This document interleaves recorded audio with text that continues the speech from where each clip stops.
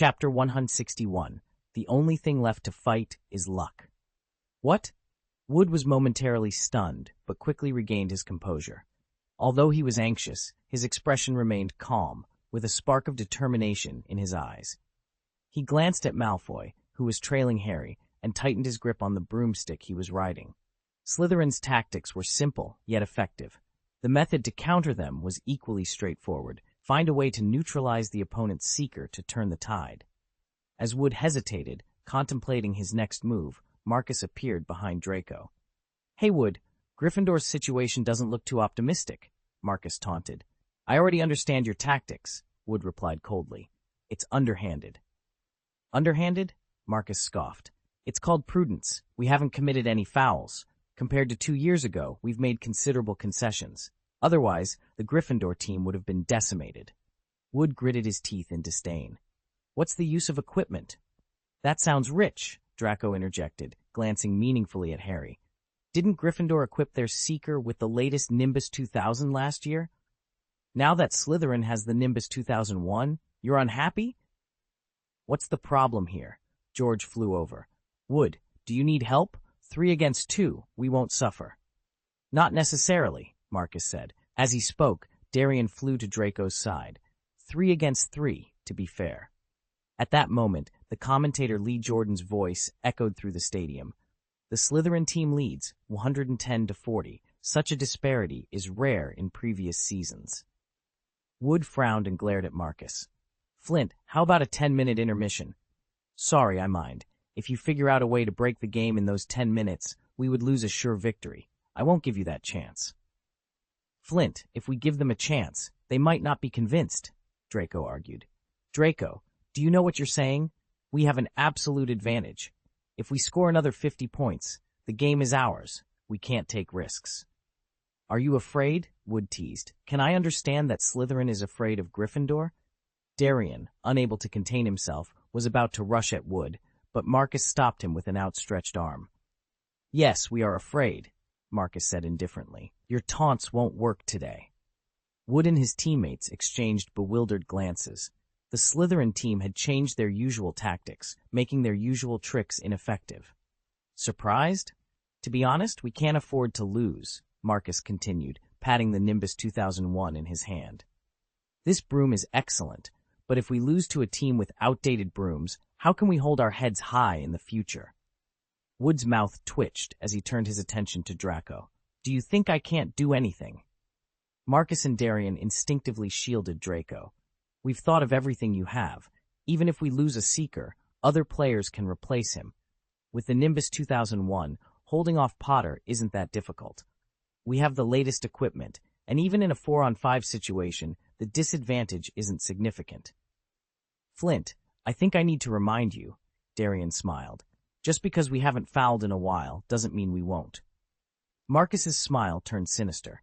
"Exactly. If they attack first, we can defend ourselves." Wood realized it was impossible to get Draco out. In terms of cheating and fouls, the Slytherin team was far superior. "George, do what you have to do. But here. Go quickly." "Understood." George glared at the 3 Slytherins, then accelerated to one end of the arena and knocked a bludger into the air. Flint winked at Darian, who nodded and flew away from the spot. "I really didn't expect that, you Slytherins. Do you think is going on?" Fred Weasley shouted from his position, his voice filled with concern. "That bludger is acting crazy." Wood's face was pale as he watched the scene unfold. "I don't know, Fred. This isn't normal. Bludgers aren't supposed to target a single player like that." Meanwhile, Harry was doing his best to evade the rogue bell, Udger, but it was relentless. He could feel the wind from its near misses and knew he couldn't keep this up forever. His eyes darted around the pitch, searching for any sign of the golden snitch. If he could catch it quickly, this nightmare would be over. "Harry, watch out!" Ron's voice echoed from the stands, but Harry was already moving, narrowly avoiding another collision. Draco Malfoy, flying close by, was equally frustrated. "This is ridiculous. We can't play like this." "Then help me," Harry shouted back, desperation creeping into his voice. "We need to get rid of this bludger." Draco hesitated for a moment, then nodded. "Fine, but only because I want to win fair and square." The 2 Seekers, usually bitter rivals, found themselves working together. Draco flew in close, trying to distract the bludger, while Harry took the opportunity to scan the field for the snitch. The crowd watched in stunned silence, the tension palpable. "Look at that!" Lee Jordan's voice crackled over the loudspeakers. "Harry Potter and Draco Malfoy are actually working together. This is unprecedented." "Come on, Harry," Hermione whispered from the stands, her hands clenched in nervous anticipation. "You can do this." Finally, Harry's eyes caught a glint of gold near the Slytherin goalposts. The snitch. He dove towards it, his heart pounding in his chest. Draco, realizing what Harry had seen, tried to keep the bludger at bay, but it was a losing battle. "Go, Harry! Go!" The Gryffindor supporters roared, their voices a wave of encouragement. With every ounce of speed his Nimbus 2000 could muster, Harry reached out, his fingers brushing against the snitch. Just as he closed his hand around it, the bludger slammed into his side, sending him spiraling out of control. The crowd gasped as Harry tumbled through the air, but he held the snitch tightly. He hit the ground hard, the impact knocking the wind out of him, but he didn't let go. "Harry Potter has caught the snitch," Lee Jordan announced, his voice filled with awe. "Gryffindor wins." The Gryffindor stands erupted in cheers, their joy uncontainable. Harry lay on the ground, dazed but triumphant, the snitch still clutched in his hand. His teammates rushed to his side, lifting him up in celebration. Draco hovered nearby, a complicated expression on his face. He had lost, but for once, it didn't feel like a complete defeat. He had seen a different side of Harry Potter, one that he couldn't help but respect. As the Gryffindor team carried Harry off the field, Wood approached him, his eyes shining with pride. "You did it, Harry. I knew you could." Harry managed a weak smile, his body aching, but his spirit soaring. "Thanks, Wood. It was a team effort." The victory was sweet, but the mystery of the rogue bludger lingered in everyone's minds. As the celebrations continued, Harry couldn't shake the feeling that this was just the beginning of something much bigger. "Should I do something?" Alia asked, her voice tinged with worry. "Ask Miss Hozaki for a timeout," someone suggested. "But the bludger was fine before," Alia replied, confused. "Is now the time to discuss this?" Katie said anxiously. "Harry will be in danger if it continues." "Understood. I'm going to find Miss Hozaki right now," Wood said, turning to leave. "Wait, Wood. No timeout. The game continues," Harry interjected, flying over while skillfully dodging the frenzied bludger. "It's dangerous, but this might be our chance." "Don't be stupid, Harry. It's not a joke to be hit by that ball," George said urgently. "Let's ask for an investigation." "No, I'm pretty sure it wasn't Slytherin, and the danger isn't mine alone. I've got a plan," Harry said meaningfully. "This bludger is our only advantage." It was only then that they noticed Draco Malfoy, who was following Harry with a gloomy expression. His face showed a mix of emotions. "Be careful," Wood said, turning around with a heavy heart. "Everyone, stick to your positions. The bludger is Harry's responsibility. Our job is to prevent Slytherin from scoring." "Flint, what should we do?" Montague, the Slytherin chaser, asked. "Trust Malfoy. You've seen his training. This kind of accident is conceivable. Otherwise, he wouldn't be following Harry Potter," Flint said in a deep voice. "Oliver has confidence in their seeker, and we should have confidence in ours. If you want to help him, score a few more goals." Chapter 162, Different Ways of Dealing with Fractures. In the Slytherin common room, Aaron had piled together 7 of Lockhart's books, transfiguring them into a ceiling-high cage. Inside, he placed 2 of his hard-earned roosters. Listening to their high-pitched chirping, Aaron found it particularly pleasant. This sound gave him a sense of security. The rooster is the natural enemy of the basilisk, and with these 2 treasures, the task of killing the basilisk was half completed. However, until he found the heir of Slytherin, he needed to keep a low profile so that no one would know he had 2 live roosters. After hesitating for a moment, Aaron cast a soundproofing spell on the cage. Still feeling a bit unsafe, he cast a disillusionment charm on the roosters so that even if someone came to his dormitory, they wouldn't notice anything unusual. Tick-tock, tick-tock. Aaron thought of something, rolled his eyes, and turned around to look at Abe, who was hurriedly wiping his saliva. "I've told you several times, they can't be eaten. Currently, besides Dumbledore, they are the biggest talismans at Hogwarts. Do you understand?" Abe nodded hastily, but still looked at the cage involuntarily. a trace of flame accidentally escaping from the corner of his mouth. Damn! Aaron immediately stood in front of the cage. If you dare to pretend that you accidentally roasted these 2 chickens, I will roast you. Ob shrugged, a slight sadness in his eyes, as if saying that his master didn't love him anymore. Be good. Aaron patted its head and comforted it.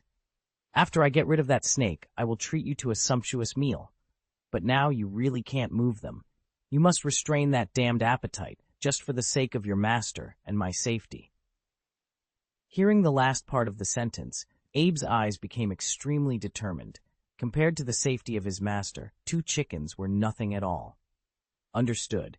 Even if I starve to death and go outside, I won't attack them. Aaron, darling, this flag is not up to date. Remember what you said, Aaron said, hugging Abe. Now let's go to the field to see. Maybe we can catch up with the end of the game. When they arrived at the Quidditch pitch, they clearly felt the aura of the roaring crowd, which was even grander than when the game started. Aaron took a closer look and couldn't help but widen his eyes. He saw 2 figures, one red and one green, shuttling quickly across the field. Harry and Draco sometimes rose, sometimes fell, sometimes flew close to the ground, and sometimes turned sharply. All kinds of difficult movements were vividly performed by them. If the golden snitch in front was the reason for their hard work, what was the deal with the crazy bludger chasing them? At this time, a huge figure came into Aaron's field of vision. Hagrid watched Harry Potter, who was flying at high speed, nervously through a telescope. Hermione and Ron stood on his left and right sides. Aaron immediately walked through the crowd to the 3 of them. Who can explain to me what happened? Aaron asked. Harry was targeted by the out-of-control bludger. Someone must have tampered with it. Hagrid said angrily. I wanted to stop that bludger, Ron said gloomily, but Hermione wouldn't let me, and Harry doesn't seem to want it either. That's right, it's a miracle your wand doesn't knock itself out. Wait, doesn't Miss Hooch care? Aaron asked. Hermione shook her head. The 2 teams seemed to have reached an agreement and both agreed to continue the game. It's hard for her to refuse under such circumstances. Aaron couldn't help frowning as he watched the bludger flying around. Harry Potter seemed to be unlucky. Last year, there was a problem with his broom, and this year, the bludger targeted him again. It seemed that there would be accidents every time Gryffindor and Slytherin matched. He didn't know who was behind it this time, but it definitely wasn't Slytherin. What surprised him even more was Draco's decision. The score on the field was 200-40, with Slytherin leading Gryffindor by 160 points. Draco's mission was essentially complete. Even if he gave up the golden snitch, Slytherin would still win. There was no need to push himself so hard. However, seeing Lucius Malfoy sitting in the referee's seat, it became clear why Draco was willing to take such a big risk to fight for the golden snitch. It wasn't just about winning, it was about winning in front of his father. The match between Slytherin and Gryffindor had already been decided. Many in the audience knew this, so their attention gradually shifted to the 2 seekers. Draco's broom, the Nimbus 2001, was slightly faster than Harry's Nimbus 2000, giving him a slight advantage in equipment. Unfortunately, this advantage was nullified by the relentless bludger chasing them. After a long chase, both seekers were physically and mentally exhausted, but neither would admit defeat. Draco wanted to defeat Harry Potter honorably as a seeker.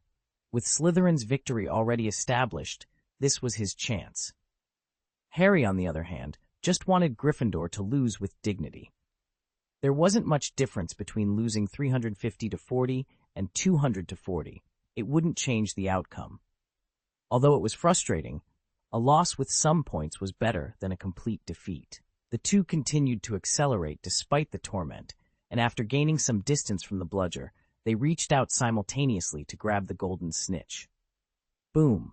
The bludger flew between them, and Draco was less fortunate, injuring his left arm and falling off his broom. Luckily, they were flying at a relatively low altitude, preventing more severe injuries. Harry was hurt more. The bludger hit his right arm, knocking off his brown wristband. After falling off his broom, he slid on the lawn for over 10 meters before stopping, but he managed to catch the golden snitch. Harry Potter caught the snitch and scored 150 points for Gryffindor. But the total score is 200 to 190, and Slytherin wins, Jordan announced. Thunderous cheers erupted from the crowd. However, some people rushed onto the field, concerned about the two seekers lying on the ground. Aaron went to Draco, while the rest of the Slytherin team gathered around him.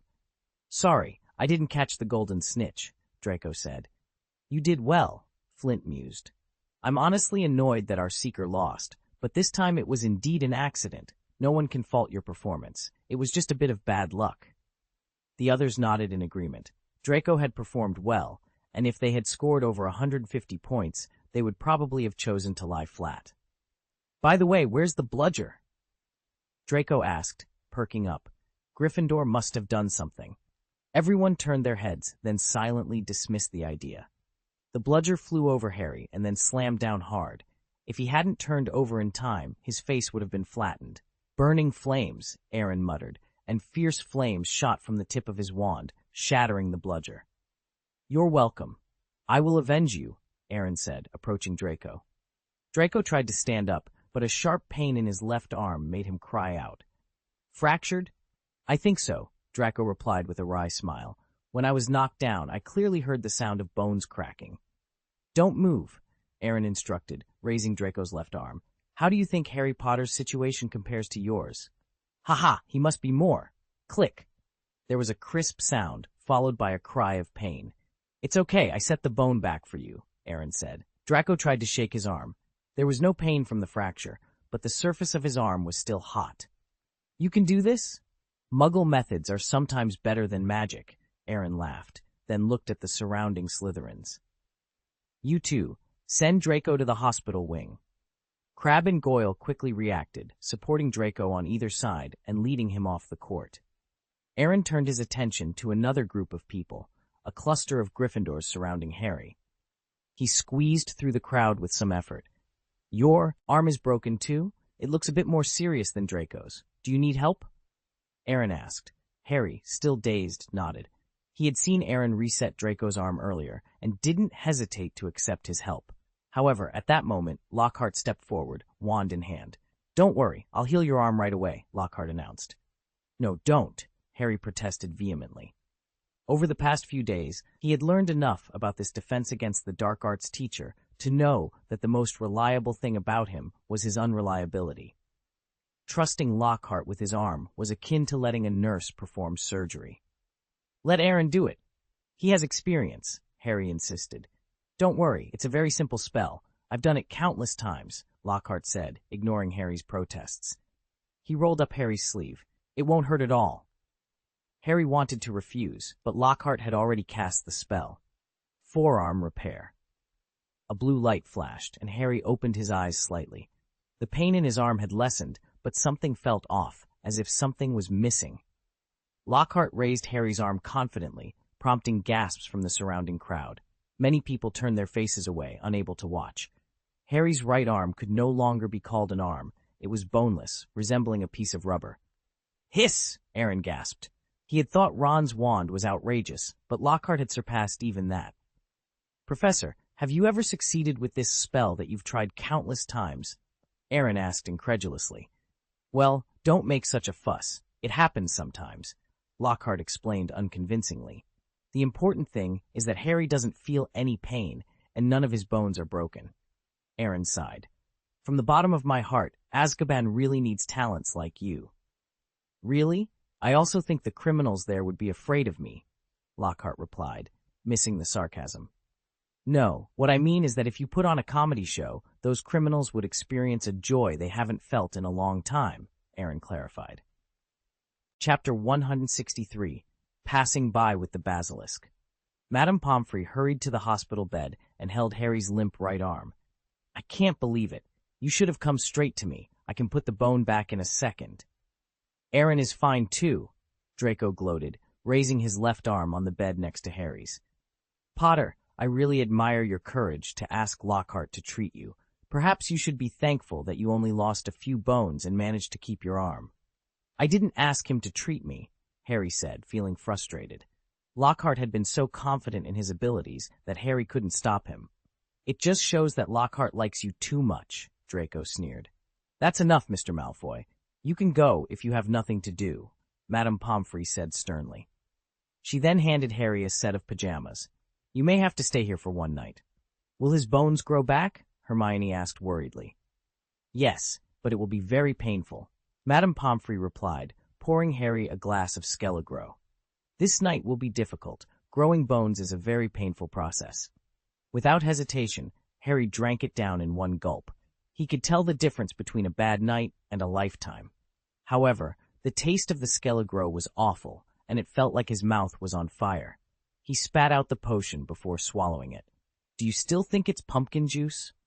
Madame Pomfrey gave him a stern look and poured him another glass. In the evening, the afterglow of the setting sun faded away, leaving the last blush of the sunset. Aaron placed the old book that recorded the life habits of the basilisk on Mrs. Pince's desk. I'll return the book. Thank you very much for your help. You're welcome, Mr. Gaius. This is what I should do, Mrs. Pince smiled. You seem very happy today. It seems that this book was very helpful to you. Yeah, it was a great help, Aaron replied, feeling particularly relaxed. He had obtained the natural enemy of the basilisk. Now, as long as he found the Chamber of Secrets or the heir of Slytherin, everything would be settled. At that moment, a figure appeared at the entrance of the corridor. Colin walked out with a camera in one hand and a bunch of grapes in the other. Senior, what a coincidence, Colin said with a smile. It's a coincidence. What are you planning to do? Aaron asked. I'm going to see Harry Potter. There shouldn't be many people visiting at this time, Colin replied. Aaron raised his eyebrows. If I'm not mistaken, are you still planning to take a photo of him and ask for his autograph? Colin nodded embarrassingly. You saw his performance on the pitch today. Although Gryffindor lost, his catch was really cool and wonderful. Aaron's mouth twitched. This was the little fanboy. There were so many people on the pitch, but Colin only had eyes for Harry Potter. If it wasn't for Draco's luck, the golden snitch might not have been caught by him. Go ahead.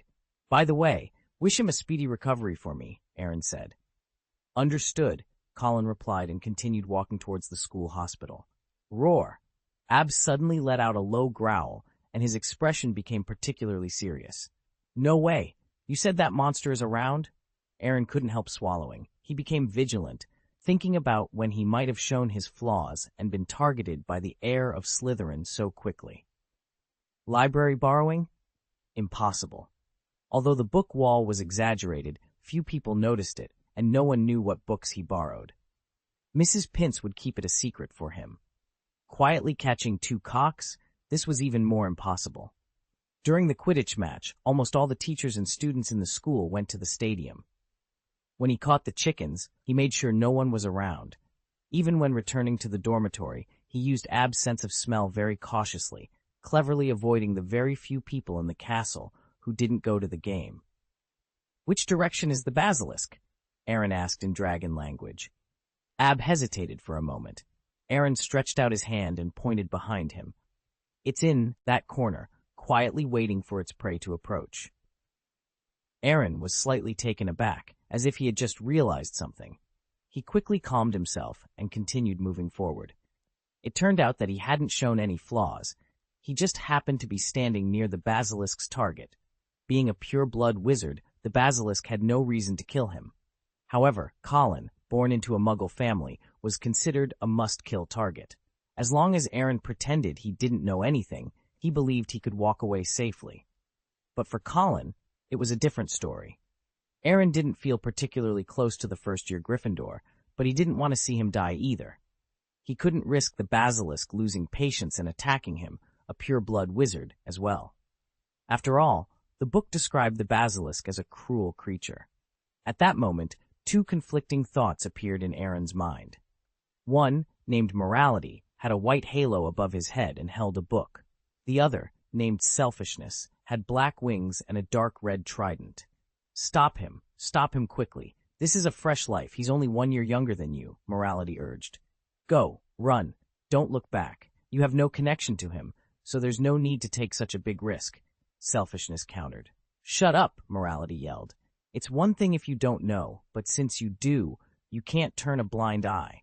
If you can't even keep your moral bottom line, you'll lose yourself sooner or later. If you don't look out for yourself, you'll be punished by heaven and earth. There's nothing more precious than your own life in this world, selfishness argued. Do you want him to live with a bad conscience forever? Morality asked. I don't want to, but I know that when people die, they lose everything. It's human nature to choose life over conscience, and this child is just unlucky. Besides, he owes Colin nothing and would have his revenge soon, selfishness replied. Ah, I'll fight you, morality declared, rushing forward with his book. The cover bore 2 raised golden characters, kindness. I'm not afraid of you, selfishness laughed loudly, raising his trident to meet him. The duel between the two was brutal, with punches landing hard and fast.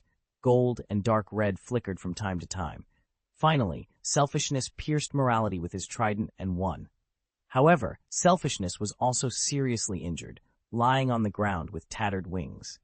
The 2 big golden characters were branded on his face by the Book of Kindness. I won. Listen to me. Saving your own life is the most important thing, selfishness said. Aaron thought to himself, if you didn't have those 2 words on your face, maybe I would really listen to you. Coming back to his senses, Aaron shook his head, dispelling those distracting thoughts. The ancestors of Flow had said that when faced with undecidable matters, they should be resolved in this way. Why did it feel like flipping a coin? Colin, wait a moment, Aaron said, keeping his back turned to him. He dared not turn his head, fearing he might meet the basilisk's deadly gaze. Senior, what's the matter? Colin asked. Well, I think you should take a few more photos of Harry. As far as I know, he doesn't seem to have any photos of Hogwarts. Maybe he'll send you more autographs when he's happy, Aaron suggested. Really? Colin asked excitedly. It's absolutely true. If you take pictures along the way, it will better reflect your sincerity, Aaron assured him. Thank you, Senior, Colin said, immediately picking up his camera and taking a picture with one eye closed. However, his speed did not change. As he rounded the corner, there was a flash of bright light, followed by a shriek. After a while, Aaron heard the sound of running water, which gradually faded away. Is he gone? Aaron asked. Abe nodded. Let's go. Aaron breathed a sigh of relief and quickly turned around to find Colin. His face was pale, his body trembling. He stood motionless, his body stiff. Fortunately, his left eye was tightly closed, and although his right eye was squinted, there was a camera behind him. He didn't look directly at the basilisk. Though petrified, he managed to save his life. He could be revived once the mandrake matured. Oh, it's really easy to deceive. No, it's really too simple. Sorry, I don't have any preparations right now, so I can only use this method to save your life. Be patient. I will definitely save you. I can guarantee this. Oh my God! Professor McGonagall exclaimed as she hurried over, her face turning pale at the sight of Colin in a petrified state. How could this be? Mr. Gaius, this has nothing to do with you, does it? Of course not, Aaron replied with a wry smile. Colin and I were separated in the front aisle, but after a while I heard his screams and ran over. Minerva, Dumbledore's voice echoed from the stairs. He approached Colin and examined him carefully. He's petrified. It's not life-threatening for the time being. Mr. Gaius, you... Principal Dumbledore, do you doubt me? Aaron interrupted. No, Mr. Gaius, Dumbledore said calmly. I just want to ask you to do us a favor and take Colin to the school hospital. Chapter 164, The School Clinic. Harry lay alone in a hospital bed, a thick bandage wrapped around his right arm. Despite the discomfort, he could clearly feel the regrowth of the removed bones, which brought him some relief. Hello, a voice suddenly said, startling Harry. 2 tennis ball-sized eyes appeared in front of him. Dobby sat on a table at the end of the bed, looking both aggrieved and serious. Harry Potter should listen to Dobby. Harry Potter should have gone home before he missed the train. How do you know I missed the train? Harry asked, staring at Dobby suspiciously. It was you, wasn't it? You sealed the partition and didn't let us through. Dobby nodded, looking a bit guilty. Exactly, sir. You almost got me and Ron expelled, Harry exclaimed. At least it would have gotten you out of here. Harry Potter must go home. Dobby thought his bludger would make Harry Potter understand. Your bludger? Harry's mind raced back to the Quidditch match, and his anger flared. You made that bludger chase me? Although Gryffindor hadn't lost too badly thanks to the bludger, it didn't mean Harry had to be grateful to Dobby. No one wanted to be hit by a 10-inch iron ball, especially one that seemed intent on causing serious harm. Dobby just wanted Harry Potter to get hurt and be sent home, Dobby explained. Harry raised his bandaged arm angrily. You wanted me to be smashed to pieces. Before my bones finish growing back, you'd better leave quickly, or I'll strangle you. Dobby never meant to harm you, Dobby said in a panic. Dobby remembers what it was like before Harry Potter defeated the Dark Lord. We house elves were considered vermin, and Dobby is still considered vermin. Dobby's eyes filled with tears as he recalled painful memories. He covered his face with his burned hands and cried bitterly, wiping his nose with his tattered clothes. Seeing this, Harry's anger subsided, and he looked at Dobby with sympathy. Why are you wearing that, Dobby? Harry asked gently. This is a symbol of the house elf slave status. Only when the master gives Dobby clothes can Dobby be free. Harry opened his mouth to comfort him, but couldn't find the right words. Although he had only met Lucius Malfoy a few times, he knew the man was far crueler than his son. Dobby might never escape the Malfoys' house. At that moment, the sound of a door opening downstairs reached them. Dobby immediately jumped to the window, whispering urgently, "Something terrible is about to happen at Hogwarts. Harry Potter must not stay here. History is about to repeat itself. The Chamber of Secrets has been opened again." Harry wanted to ask more, but the footsteps were getting closer. Dobby snapped his fingers, and his body turned into green smoke, disappearing. Harry quickly lay down on the bed, covering himself with a blanket and pretending to be asleep. A few moments later, Dumbledore entered the room, followed by Aaron and Professor McGonagall, who were carefully carrying Colin and placing him on a bed. "Minerva," Dumbledore whispered, "go and call Madame Pomfrey." Professor McGonagall nodded and quickly left the room. "Mr. Gaius, we need to have a talk," Dumbledore said, turning to Aaron. "This is not an accusation, but to help clear any suspicion. After all, you were the first to find him, and there were no other people around." Aaron pursed his lips, knowing he couldn't avoid this interrogation. "Professor, you can ask whatever you need. I will tell you everything I know." "Where were you when Creevey was attacked?" Dumbledore asked. "I had just returned a book and was leaving the library. Mrs. Pince can confirm this. When I heard Collins scream, I was only 10 meters away from him." "Did you see what attacked him?" Dumbledore inquired, narrowing his eyes slightly. "No," Aaron replied without hesitation. "He had just turned a corner, and I didn't see anything." "Understood. Thank you for your cooperation, Mr. Gaius." "It was my duty," Aaron said, feeling a bit embarrassed. "By the way, Professor, I hope you can keep this matter quiet. I know I'm innocent, but the rest of the school doesn't. If they find out I was at the scene of Colin's accident, rumors will inevitably start," Aaron said, his voice tinged with concern. Dumbledore hesitated for a moment, then pondered. "I will keep it a secret, but—" "Don't worry, no one saw us when we arrived," Aaron reassured him. "I'll talk to Professor McGonagall." "Thank you," Dumbledore replied. Soon, Professor McGonagall rushed in, followed by Madame Pomfrey, who was wearing a red coat. "What happened here?" McGonagall asked, her voice filled with urgency. "Another attack," Dumbledore explained. "I checked, and he was petrified, just like Mrs. Norris." Professor McGonagall noticed the camera in Colin's hand and asked eagerly, "Did he take a picture of the attacker?" Dumbledore bent down, pried open Colin's stiff fingers, and took out the camera. He opened the back cover, but before he could remove the film, a pungent smell wafted out, followed by a brilliant spark. "It's melted. It's all melted," Madame Pomfrey said in astonishment. "What does that mean, Albus?" asked Professor McGonagall. "It means that the Chamber of Secrets has indeed been opened," Dumbledore replied gravely. "It also means danger," Aaron interjected. "Muggle-born wizards and half-blood wizards are no longer safe." "Aaron, have you discovered something?" McGonagall asked, her eyes narrowing. "Minerva," Dumbledore said, shaking his head slightly. "At least in my opinion, Mr. Gaius is not a suspect at present." "Professor, I am indeed innocent," Aaron said seriously.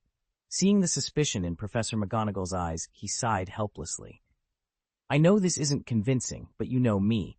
If I were the heir of Slytherin, you would never have seen me at the scene of the crime." Professor McGonagall hesitated, torn between doubt and reason. What Aaron said made sense. It was unlikely he would expose himself with his intelligence. But the fact that he was at the scene of both attacks was too coincidental. McGonagall, promise me you'll keep this secret for now. We can't let unwarranted suspicion affect a child's education, Dumbledore urged. What should we tell the students? McGonagall asked. Honestly, tell them Hogwarts is no longer safe, Dumbledore replied. The next day, Harry opened his eyes to the warm winter sun streaming through the window. He could feel that his arm was fine. The bones had grown back, though it was still a bit stiff and needed movement. Madame Pomfrey walked over with a breakfast tray and checked his arms and fingers. It looks good. You can leave after eating, she said. Harry picked up the spoon with his trembling right hand and ate the porridge. After more than 10 minutes, he changed his clothes and walked out of the school infirmary. As he passed Colin's bed, he couldn't help but turn his head. Unfortunately, Colin's bed was tightly blocked by a white curtain, and he couldn't see Colin's condition at all. Remembering everything he had heard the previous night, he hurried back to the Gryffindor common room. Harry, your arm is healed, Wood said with some relief. Yesterday's game was a pity, but don't stress. You've done a good job. This time we were unprepared, but next time Slytherin's tactics won't work. I've got some ideas. Let's not talk about that. Aren't Hermione and Ron in the lounge? Harry asked. They went to the library. The homework assigned by Lockhart, the Weasley brothers, seems to want to learn from Granger. But don't worry, Lockhart wants you to recover from your injuries, so he waived your homework, Wood explained. This is the best news I've heard in days, Harry said, heading to the library without hesitation. In the area where the three of them often stayed, he found Ron and Hermione easily. Hermione was holding a thick history book and occasionally glanced up from it, while Ron was writing furiously, ignoring her annoyed looks. Harry, Hermione said with some joy, how is your arm? It's almost recovered, Harry replied. You can be regarded as a blessing in disguise. At least you don't have to do your homework, Hermione said with a smile. Would you mind not saying that? It's okay to be happy for me, Harry responded, grinning. Beg for nothing and copy my homework, and copy paragraphs at intervals, and the writing is too big and ugly. From what you said, I know that you have never copied your homework. Those who are inexperienced copy everything verbatim. Besides, it's not that I didn't write it. I just borrowed part of it. Hermione rolled her eyes, not wanting to argue about homework copying skills with Harry. Listen to me first, Harry said, looking around nervously. After making sure no one else was around, he sat down and recounted what he had heard the previous night, including Dobby's visit. After listening, Ron's expression became complicated. So, now Aaron's suspicion really overtakes Malfoy's? I'm afraid so, Harry replied. But this... Hermione was still in disbelief. This is impossible. How is this possible? Hermione, I don't want to believe it's him either, but the facts speak louder than words. This is the third coincidence, and too many coincidences are no longer coincidences, Harry said anxiously. Now that Colin has been petrified, I don't know who will be next. But we can't prove it, Ron said. According to what you said, without evidence, Dumbledore may not be able to do anything about him. That's why I came to see you after I was discharged from the hospital, Harry explained, looking at Hermione, who was silent. He asked with some embarrassment, Is there anything you can do? Maybe. Hermione hesitated, shaking her head slowly. I probably can't help it.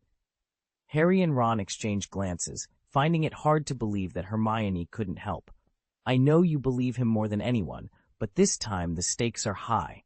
If we trust him and leave him alone, it could mean the end of Hogwarts for half-bloods and muggle-born wizards, Harry said urgently.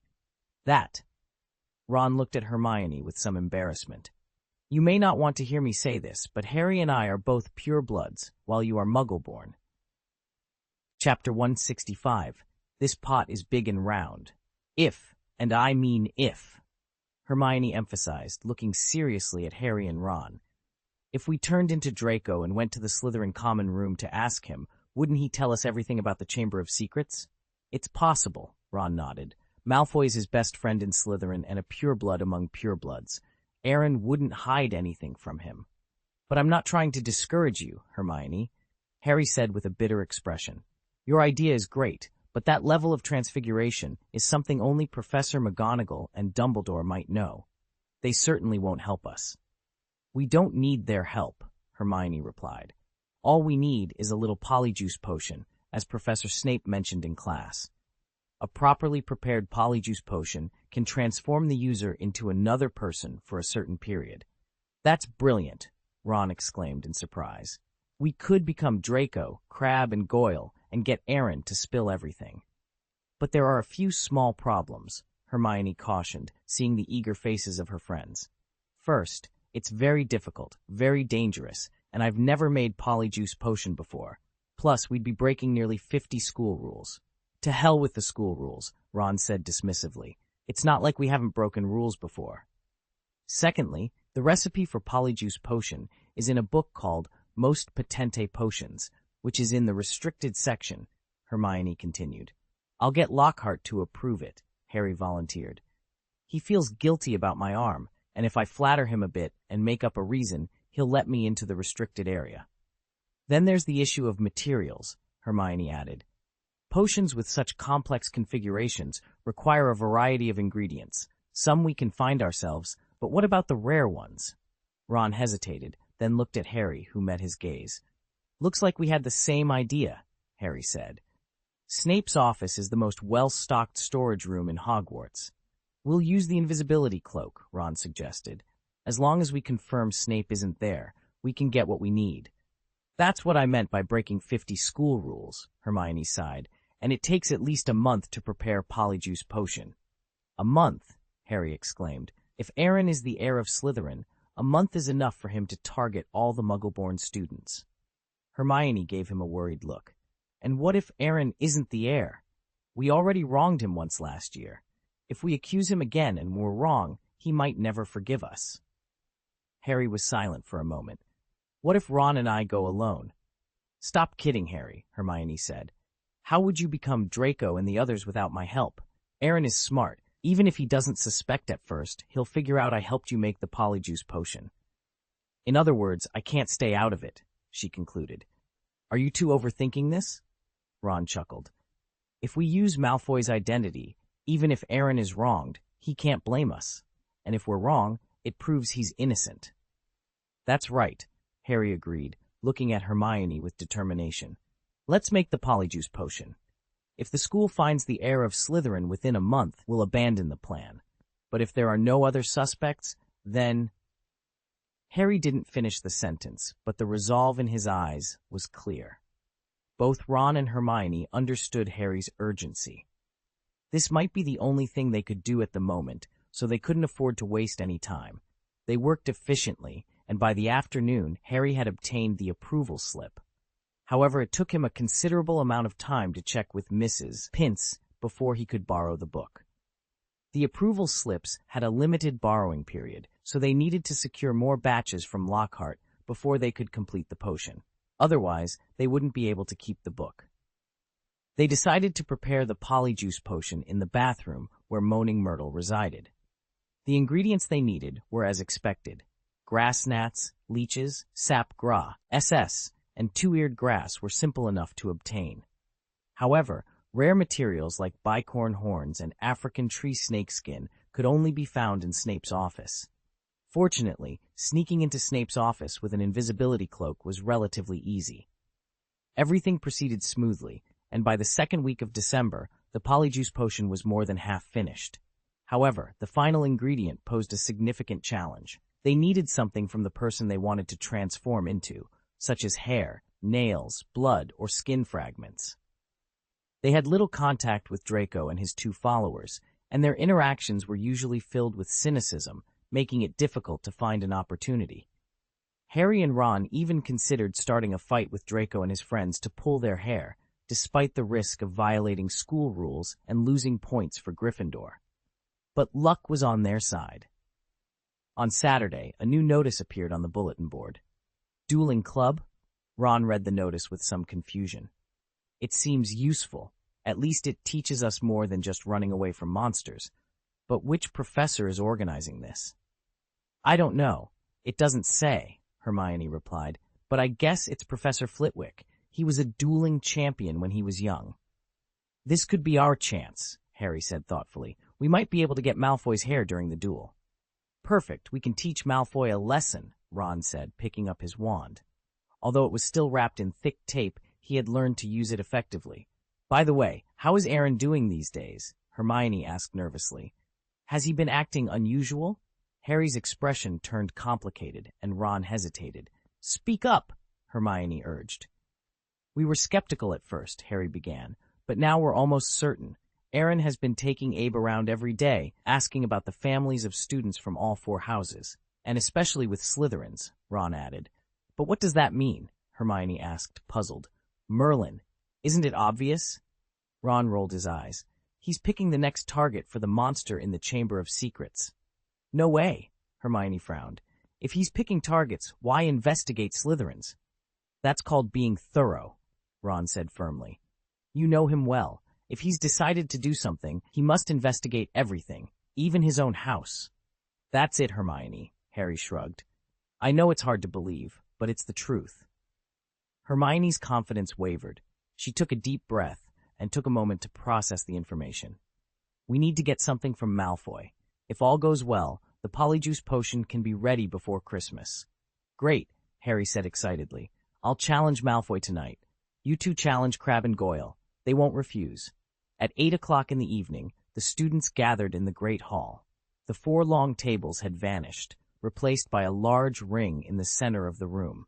Rows of torches lined each wall, and the combined light from the torches and hundreds of candles hanging from the ceiling illuminated the auditorium brightly. Aaron held Abe close, occasionally glancing at the crowd around him. To be honest, he hadn't wanted to come.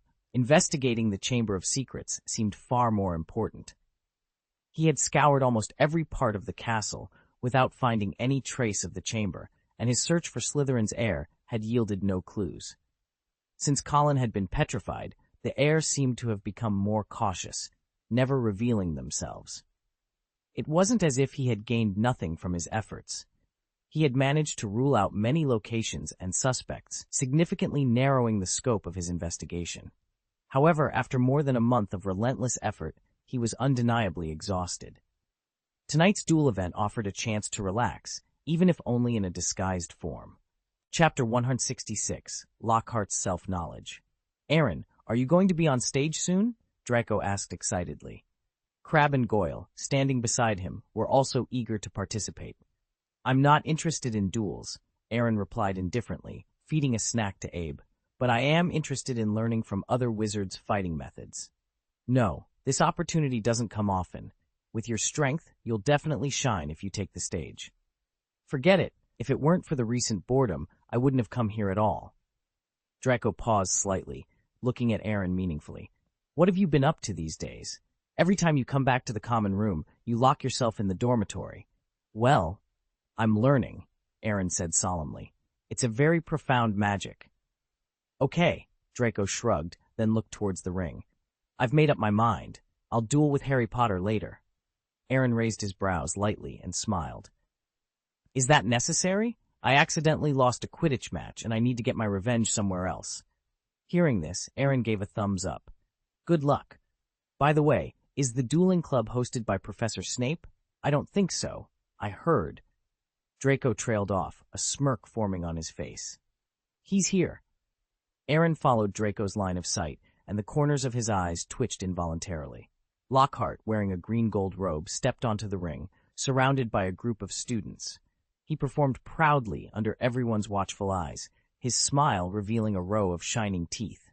"Don't tell me he's in charge of this dueling club," Aaron said, feeling very disappointed. He had been looking forward to wizard duels at Hogwarts, which were relatively rare. But as soon as Lockhart came on stage, his interest evaporated.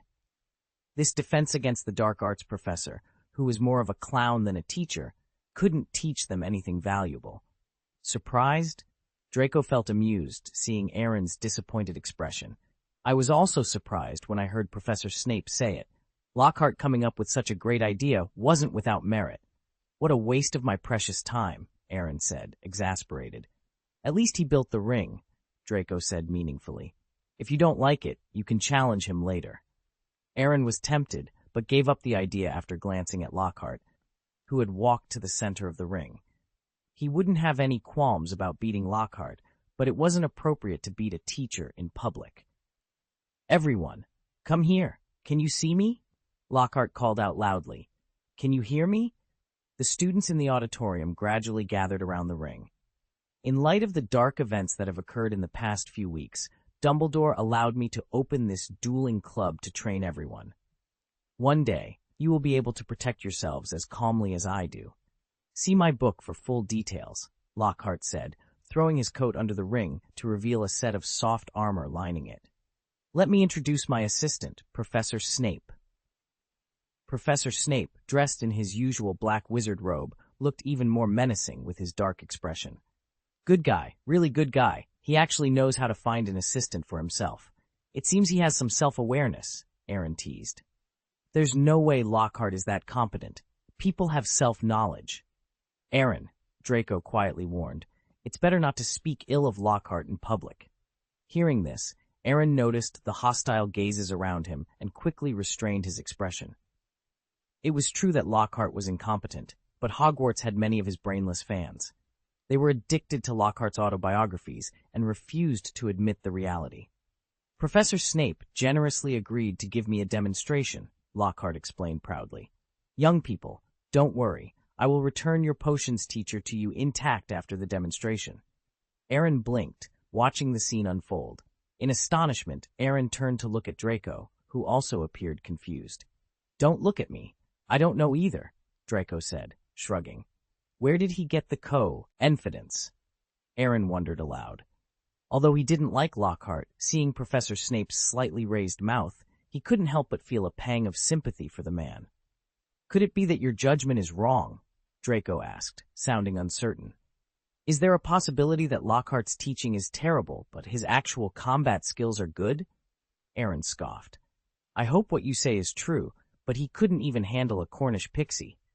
Draco recalled the first defense against the dark arts class of the semester and immediately dismissed any positive thoughts about Lockhart. The only thing he still admired was Lockhart's audacity. Out of all the professors, he had chosen the most formidable one to duel. In the ring, Lockhart and Snape stood facing each other, bowing before drawing their wands and holding them like swords to their chests. 1, 2, 3. Lockhart had just reached 3 when Snape shouted, Expelliarmus! A dazzling red light hit Lockhart's chest, sending him flying out of the ring and onto the floor. The Slytherins around them erupted in applause. Their house dean had knocked Lockhart down with a single spell. I feel a little sorry for him, Draco laughed. Maybe he didn't expect Professor Snape to be so powerful. Who knows, but I don't think any other professor would have fared better, Aaron replied. Lockhart picked up his wand and staggered to his feet. Despite the pain in his chest and his disheveled appearance, he tried to act as if nothing had happened. Excellent demonstration, Professor Snape. But, if I may say so, your intentions were quite obvious, Lockhart said nonchalantly as he walked forward. If I wanted to stop you, it would have been effortless. Snape's face darkened, and a slight murderous look appeared in his eyes. Lockhart seemed to sense this, and was about to end the demonstration when a voice from below made him freeze. Then let's demonstrate again, Professor, Aaron suggested. It would be a great learning opportunity for all of us. I have no objection, Snape said, looking at Lockhart meaningfully. I believe our defense against the dark arts professor will have no objection either. Lockhart's heart skipped a beat, and his expression became a little unnatural. Aaron Gaius was clearly trying to cause trouble. If he agreed, he would surely be humiliated again. He didn't want that to happen in public. And then there was Severus Snape, who he had expected to follow the script he had arranged, but who turned out to be someone who didn't play along. What should I do? Lockhart's mind raced. Seeing the expectant eyes of the students below, he quickly came up with an idea. He glanced at Aaron, then focused on Snape. I admit this is a good idea, but this is a club, not a formal classroom, and we shouldn't deprive the children of the chance to show off their skills. My suggestion is to pair the students up and let them demonstrate their talents. If there's anything wrong, we can correct it. What do you think, Professor Snape? Lockhart asked, though he didn't intend to give Snape a chance to respond. All right, that's settled. He moved some distance away from Snape and, when he was almost on the other side of the ring, spotted Harry and Ron in the crowd. Potter, Weasley, How about you two go first? That's not a good idea, Snape sneered. Weasley's wand will fail at the simplest of spells, and we'll probably have to send Potter to the hospital in a matchbox. Besides, a duel between two Gryffindors would be half-hearted. Let's pick someone from my house. Gaius, come out. I believe you and Mr. Potter can give us a wonderful duel. Aaron stepped forward, ready for the challenge. Aaron froze for a moment, then turned to look at Draco. I didn't expect this situation. It doesn't matter, Draco replied. I don't care if it's early or late. If you play, you can also seriously set Potter's spirit down. As I said, I'm not interested, Aaron said, exasperated. He raised his right hand. Professor, I don't really want to fight Harry Potter. What about Malfoy instead? Draco has always wanted to fight the famous Harry Potter, and I think they should be given a chance. Snape frowned slightly, but Lockhart misinterpreted Aaron's reluctance as fear.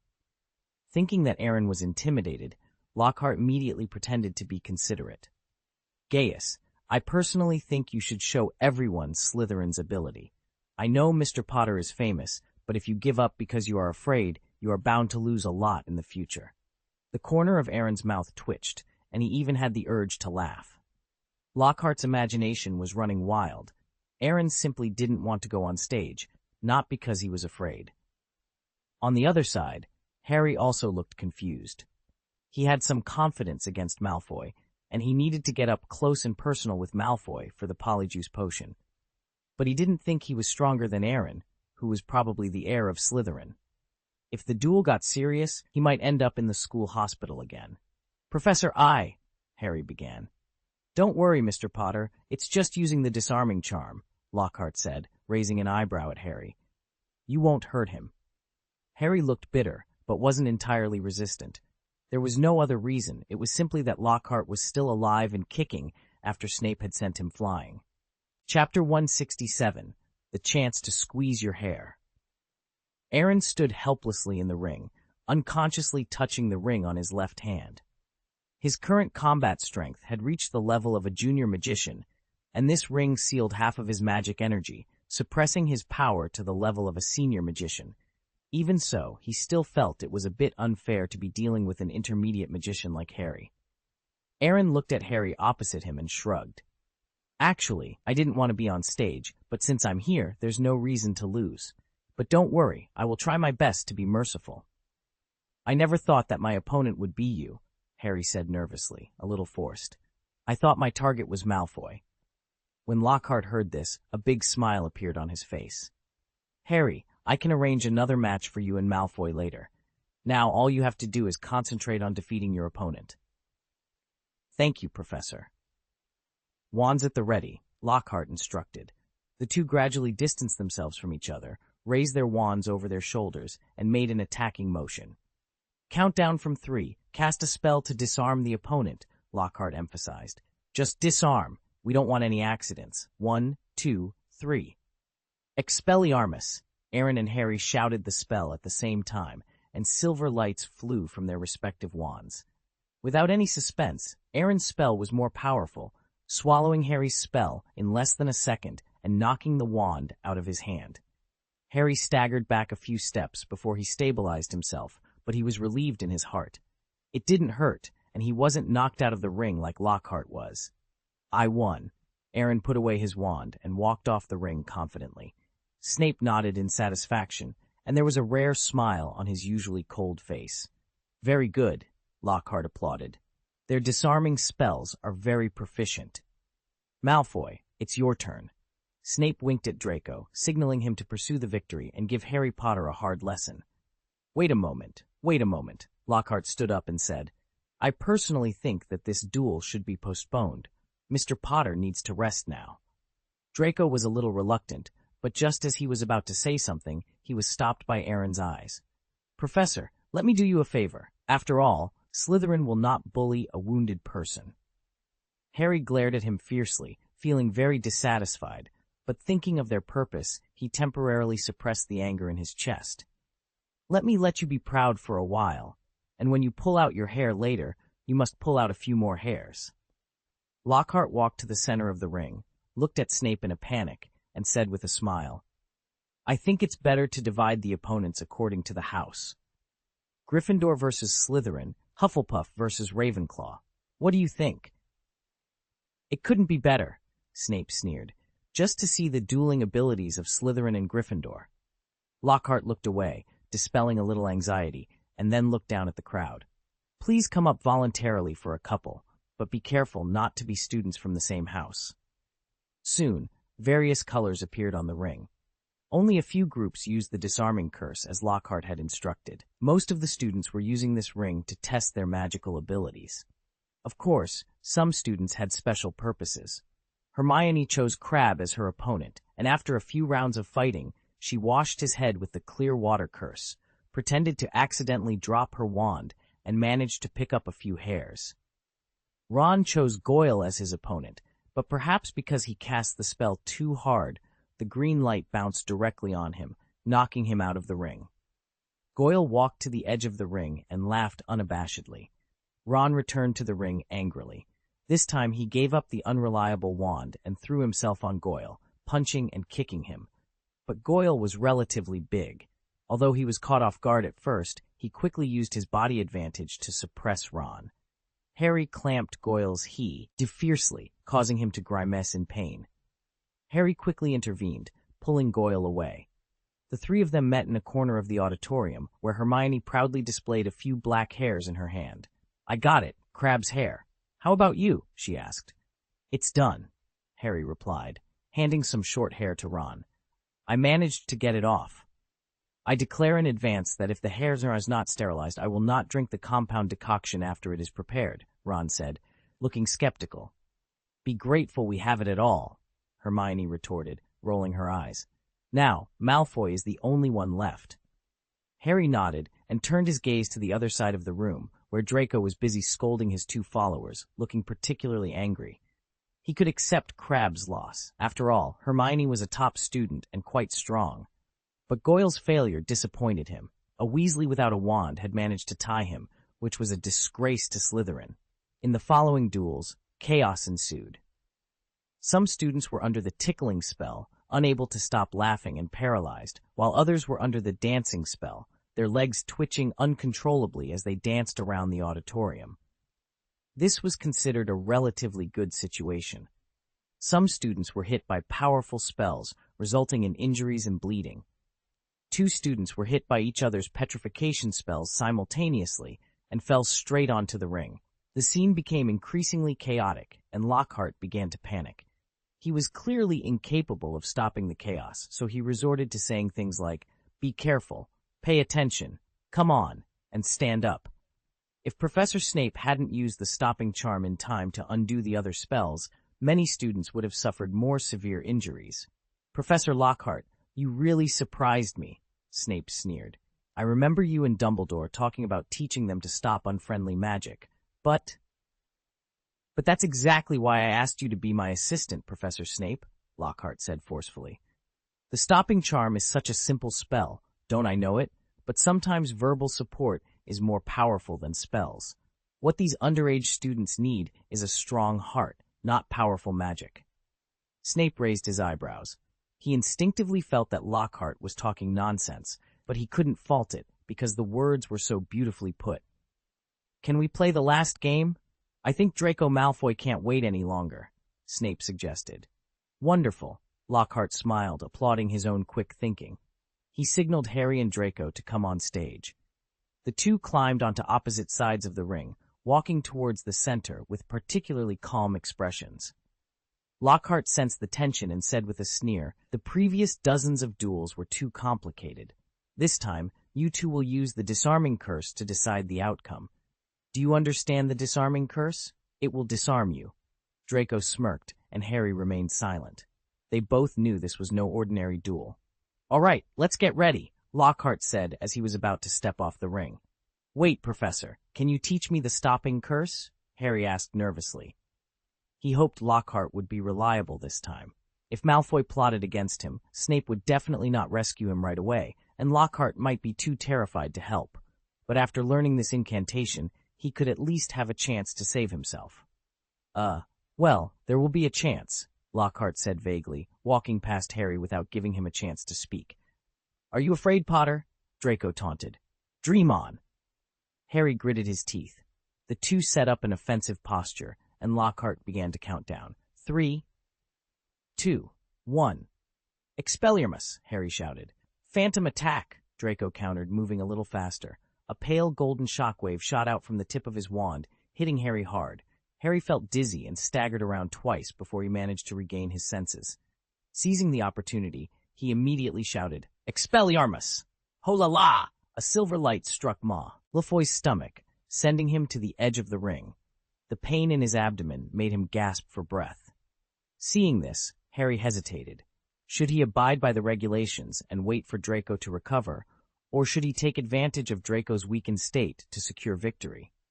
However, Draco didn't give him a chance to think. He quickly raised his wand and roared. Oolong came out of the hole. A black cobra landed on the ring, slithering forward while flicking its tongue. The crowd screamed and retreated, trying to stay as far away from the snake as possible. Harry stared at the snake, motionless as if paralyzed by fear. Don't touch Potter, Snape said indifferently as he stepped forward. I'll handle this. Let me do it, Professor Snape, Lockhart interjected confidently, drawing his wand before Snape could act. He was somewhat grateful to Draco for summoning the snake, as it provided him an opportunity to impress the crowd. Compared to the previous duel, expelling a poisonous snake would certainly leave a deeper impression. Ascension to heaven with wings. Lockhart's spell hit the snake, sending it 7 or 8 meters into the air before it fell back down. This only seemed to enrage the creature. It bared its fangs and stood upright, searching for a target to attack. More failures than successes, Aaron muttered, rolling his eyes. He hadn't expected Lockhart to be so inept at handling a snake. Generally, a wizard who has lived for 30 to 40 years should at least reach the level of an intermediate magician, even if their talent is poor.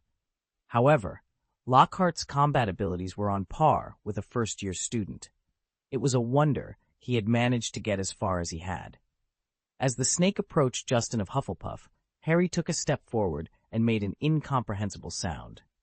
The snake immediately stopped its attack and turned to look at Harry, its eyes filled with an unexpected intimacy. Professor Snape waved his wand, and the snake disappeared in a puff of black smoke. The crisis was averted, but everyone present was stunned. They looked at Harry with suspicion. This was Parseltongue, the language of snakes. Among the founders of Hogwarts, Salazar Slytherin was known to speak this rare language. Given the recent rumors about the Chamber of Secrets, this did not seem like a mere coincidence. Chapter 168, The True Heir. Harry stood in the ring, surrounded by curious and suspicious eyes. He couldn't understand what he had done wrong. He had saved Justin, yet the other boy's face showed no gratitude, only anger and panic. Before Harry could react, Ron tugged at his robe from below the ring. Let's go. We need to hurry, Ron urged. Harry walked off the ring in silence, and the students parted to let him through, as if he were some kind of terrifying beast. Parseltongue, Draco said unhappily. Harry Potter is actually a Parselmouth. Calm down, Aaron replied thoughtfully. It's just that he can speak the language of snakes. There are others like this in the wizarding world. Aaron watched the two boys leave the auditorium, a gleam of excitement in his eyes.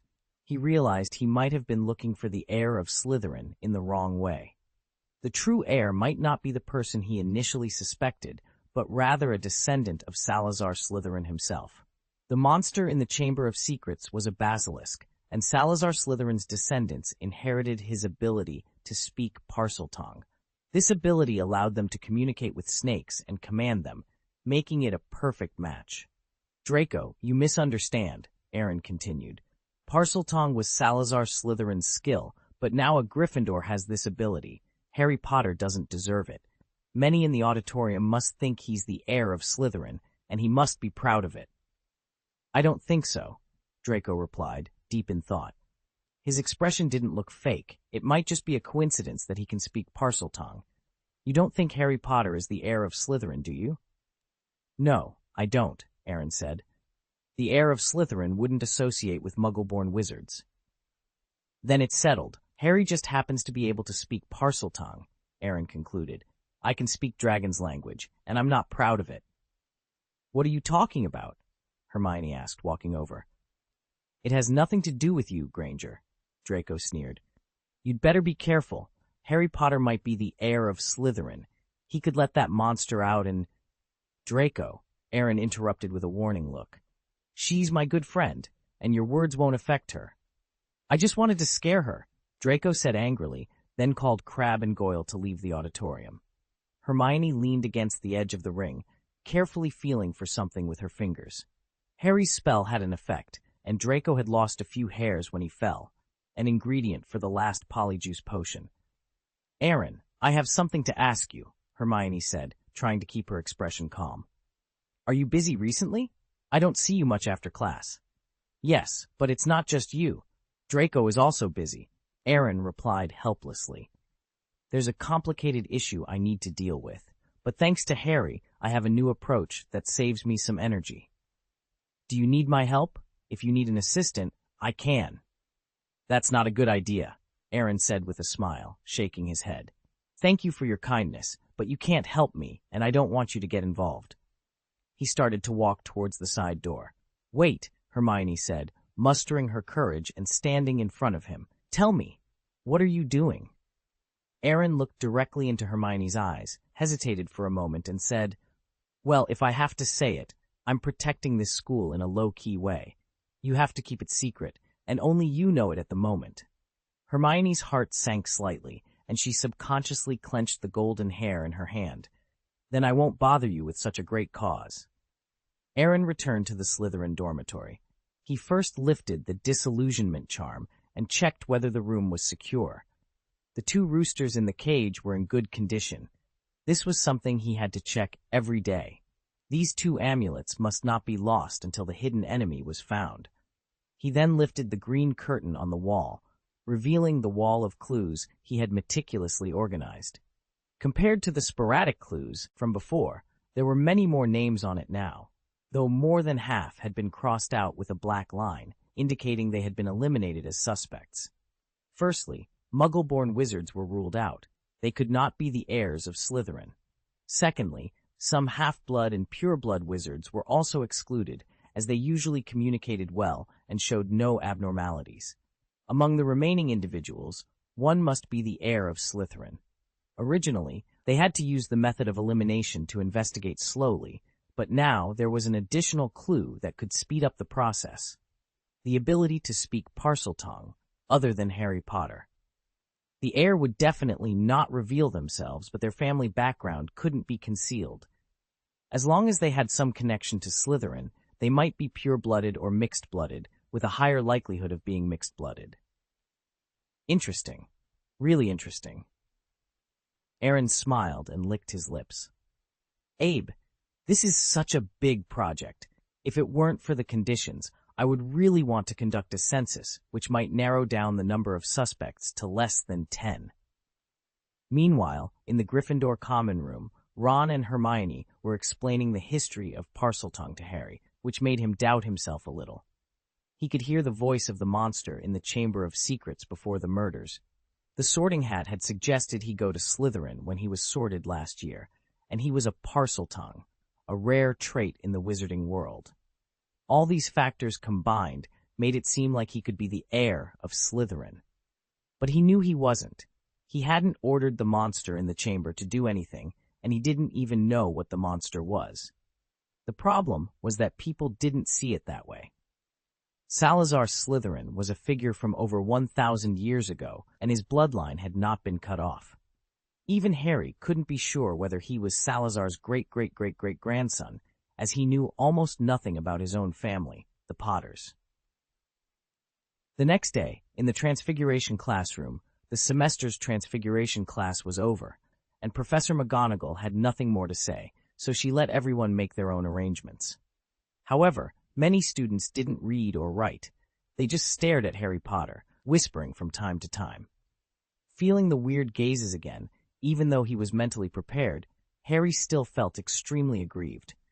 In the entire classroom, only Ron and Hermione, who were sitting opposite him, could understand him, but their comfort was insignificant compared to the doubts of most people. The depression in his heart made him close his book abruptly. "I'll see you in the common room later," he said. Ron and Hermione could only give him a far-fetched smile. They couldn't dissuade him. They couldn't let Harry continue to feel the strange eyes of others. As soon as he walked out of the classroom, Harry heard the voice again, as if it was coming from the wall. He walked quickly in the direction of the sound and found a ghost floating in midair at a corner. It was nearly headless Nick.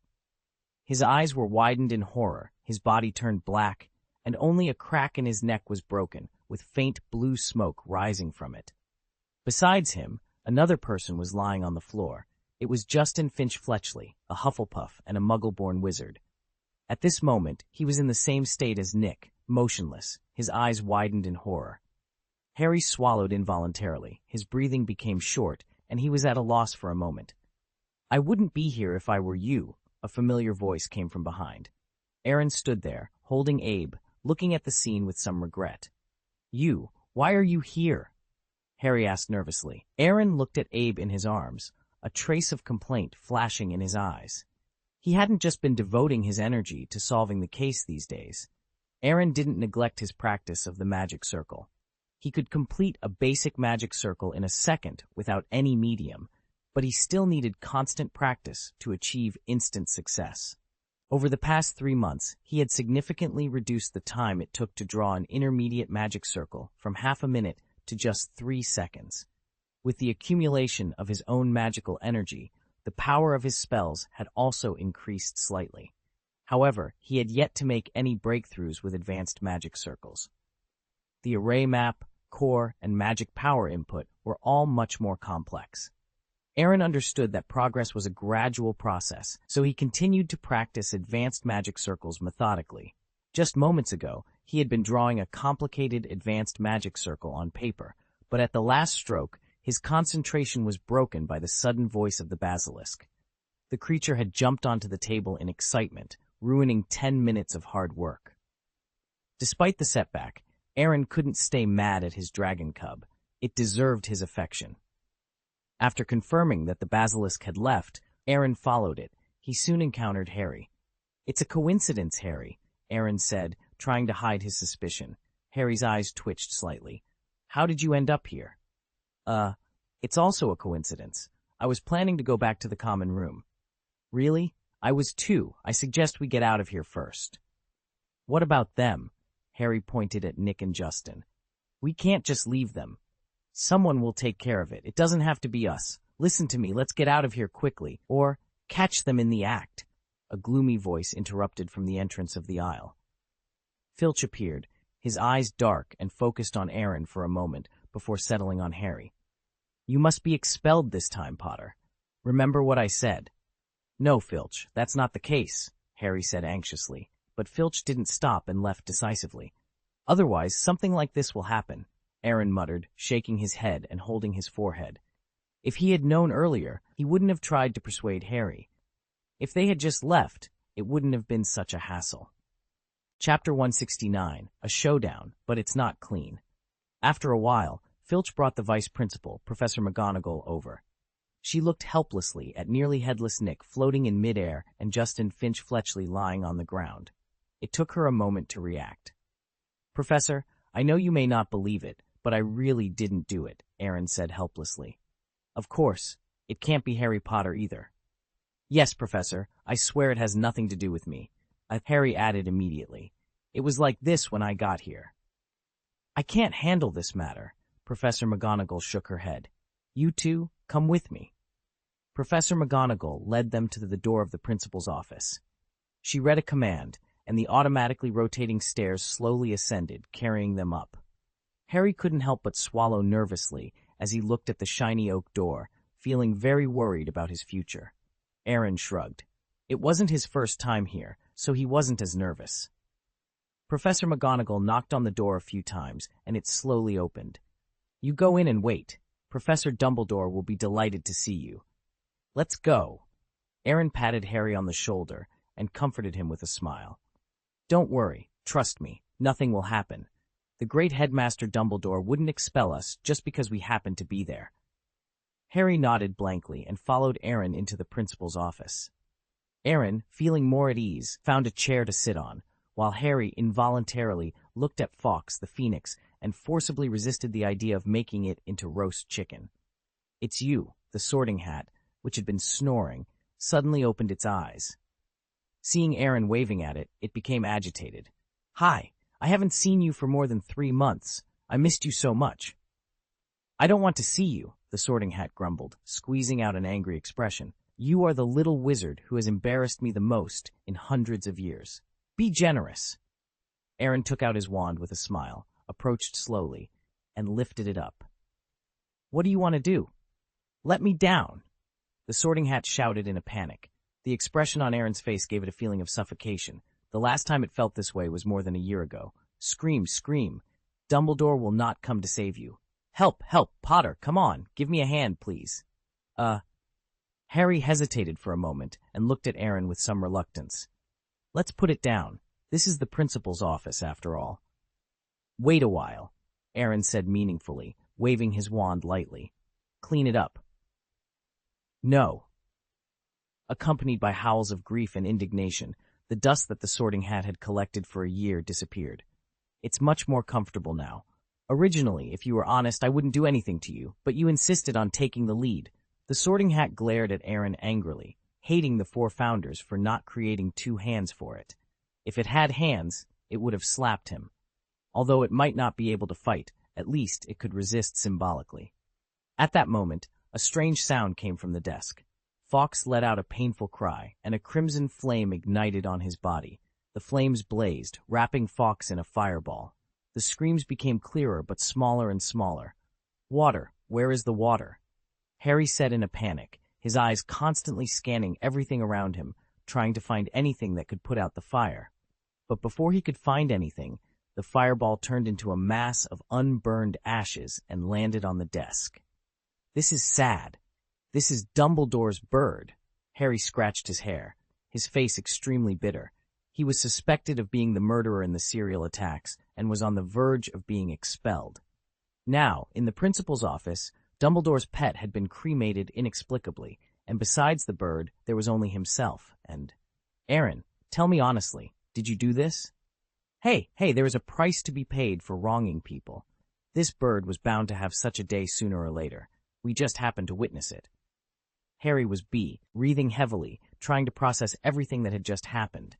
The anger in his eyes was almost uncontrollable. Coincidence after coincidence, he no longer believed in such things. Someone was definitely trying to frame him, and it was clear who that person was. "Mr. Gaius is right," Dumbledore said, descending the stairs with a smile. "It's about time. I've always wanted Fawkes to hurry up." "Professor, your bird," Harry said anxiously. "I didn't save it." "Fawkes isn't just a bird. It's a phoenix.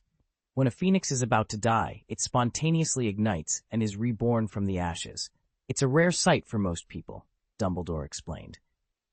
He walked up to the ashes, and from them emerged a young red bird, about the size of a pigeon, making the same cry as before, but now filled with ease and joy. "The phoenix is a magical creature with excellent load-bearing capacity, and its tears can heal wounds," Dumbledore continued, looking at the reborn phoenix with satisfaction. "It is usually very beautiful, with golden and red feathers, and it is also exceptionally loyal."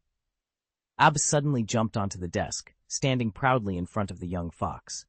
The bright and beautiful white holy dragon contrasted sharply with the phoenix in the ashes. Aaron, feeling a bit embarrassed, said, "The scene of your birth is much more sacred than rebirth from the ashes. There's no need to compare. You are unique." Hearing this, Ab smiled and nuzzled affectionately into Aaron's arms. Harry quickly recovered from witnessing the phoenix's rebirth. He looked into Dumbledore's blue eyes, wanting to explain what had happened, but he struggled to find the words. "Principal, I think you should know about Nick and Justin." "Of course I know," Dumbledore replied. "Filch is seeking justice for Mrs. Norris and hasn't hidden his intentions. Certain news travels very fast at Hogwarts." He added meaningfully, "But if you asked everyone to vote for the heir, only 1 vote out of 10 would be yours." "Because I'm not a Parseltongue," Aaron said, exasperated. "It's not good news, but it does make me feel a bit more relaxed. However, I am quite envious of those born with a foreign language. Unlike me, I have to learn it the hard way." At that moment, the office door burst open, and Hagrid rushed in, holding a dead rooster in his hand. Professor Dumbledore, it's not Harry, Hagrid said urgently, waving the dead rooster around, scattering feathers everywhere. I can swear it in front of the Ministry of Magic. You've got the wrong man. Ahem, Aaron interjected. Hagrid, did you forget something? Yes, it can't be Aaron. I believe him, Hagrid added. Hagrid, Dumbledore said slowly, I never said I didn't trust them. Okay, oh. Hagrid looked embarrassed. Then I'll wait for you outside. Wait, Hagrid, Aaron stopped him, eyeing the dead rooster. What is this? This is the fourth one that died recently, Hagrid sighed regretfully. There weren't many chickens in the coop to begin with. It must have been a fox or a vampire. I'm going to cast a spell on the coop as soon as I get back, but I need Headmaster Dumbledore's permission. Do as you wish, Hagrid, Dumbledore laughed. As Hagrid left the office, Aaron felt a sense of unease. Besides the 2 roosters he had taken, protected, 2 more had been killed. This meant that the heir of Slytherin had already begun to eliminate threats. The basilisk might be ordered to attack again soon, so they had to be vigilant. You think it's not me, Professor? Harry asked, hopefully. Dumbledore nodded. I don't think it's you. Thank you, Harry said, feeling flattered. When everyone around him doubted him, Principal Dumbledore chose to believe him. There was no greater encouragement than this. However, I still have to ask you, Dumbledore said solemnly. Is there anything you want to tell me? Harry thought of all his experiences and the secrets he had been keeping. Aaron's heart was filled with doubts, and his anxiety grew. He had many speculations, but without any evidence, he couldn't just tell Dumbledore about the polyjuice potion, could he? Besides, Aaron was standing right there, and it wouldn't be wise to alert him prematurely. No, sir, nothing, he finally said. Dumbledore nodded, then turned his attention to Aaron.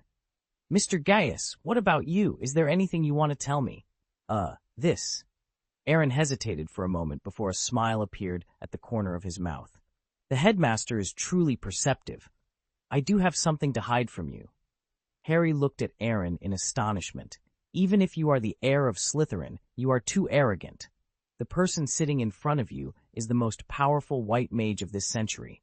Unless Salazar himself is resurrected, no one can protect you. Dumbledore's eyes narrowed slightly. Is it important? Very important, Headmaster Dumbledore, Aaron emphasized, stressing the word headmaster. I would like to give you some respect, but this respect does not come from your title, but from your strength. However, I'm still sorry, I can't tell you what I did for the time being. If it were discovered, Slytherin might lose 10 points, but you can rest assured that what I have done is absolutely beneficial and harmless to Hogwarts. Chapter 170, Disgusting People's Polyjuice Potion. Christmas had arrived, and the weather had turned colder. Thick snow blanketed the entire Hogwarts castle. Due to the recent spate of attacks, many students were in a state of panic, and the number of names on the detention list was much lower than the previous year. Most students chose to go home for Christmas, except for those confident enough in their bloodline to believe that the heir of Slytherin had no reason to harm them. Aaron woke up in the morning and went to pick up his package, which contained Christmas presents from family and friends. He took all the packages back to his dormitory and eagerly opened the presents from his parents.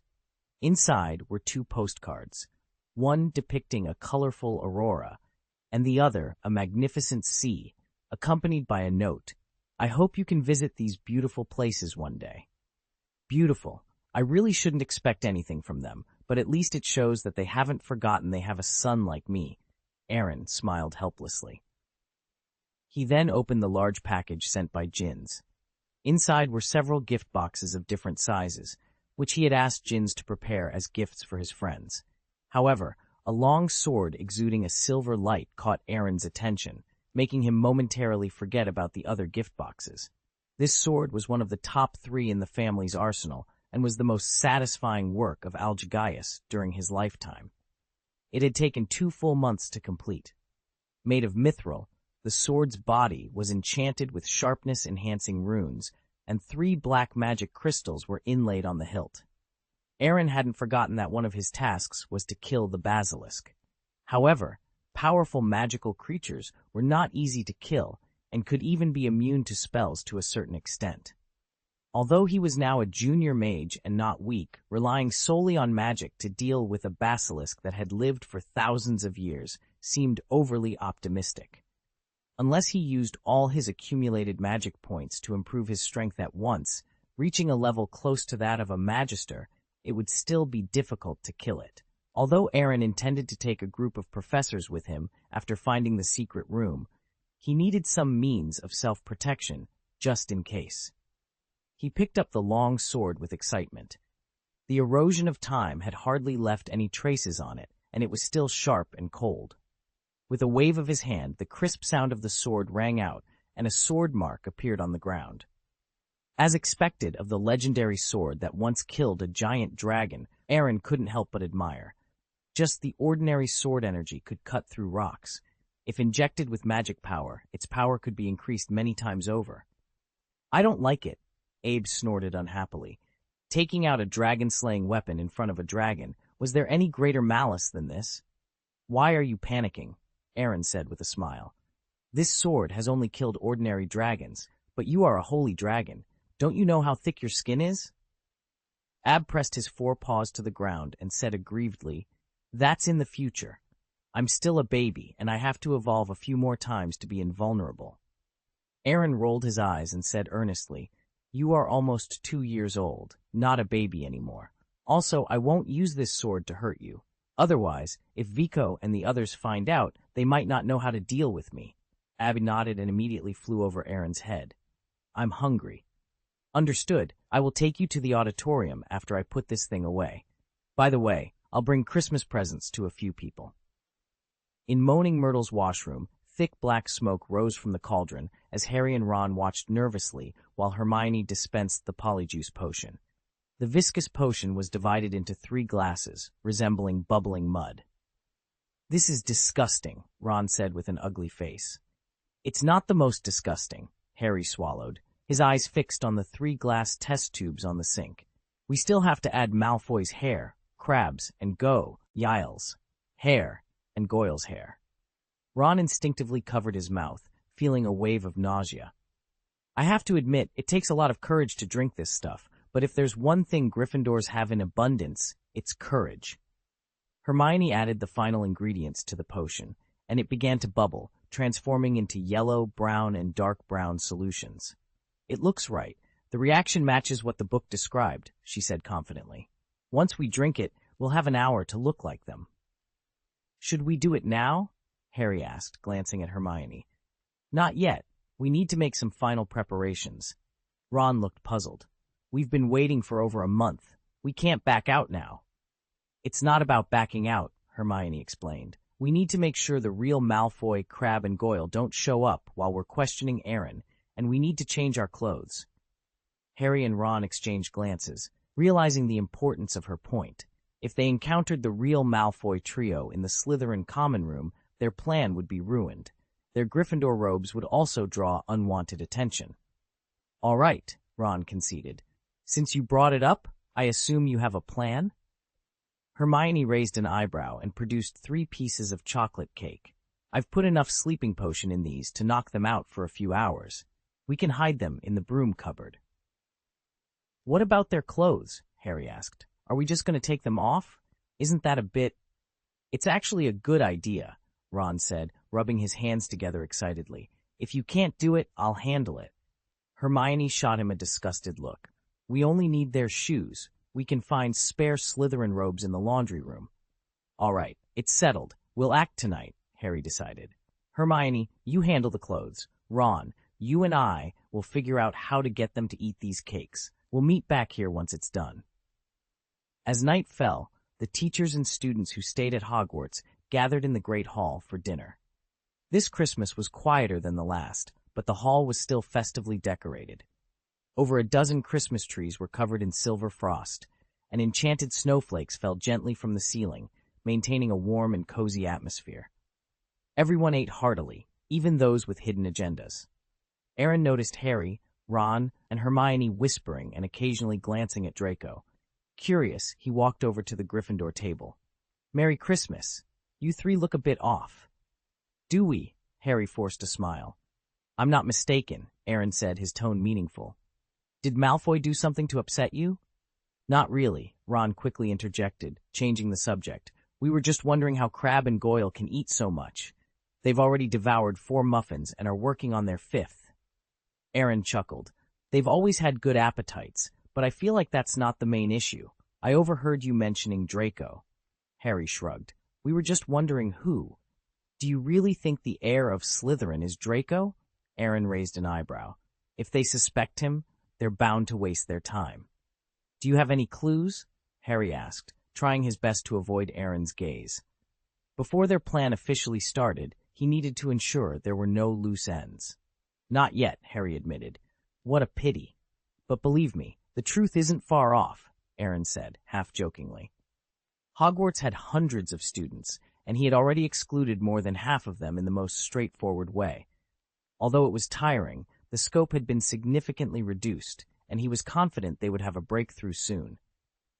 Aaron, Hermione hesitated for a moment before asking, who do you think the heir of Slytherin might be? Some people say it's Harry, and others think it might be you. I know, but the truth is often known only to a few, isn't it? Aaron replied nonchalantly. Professor Dumbledore doesn't think either of us is the heir.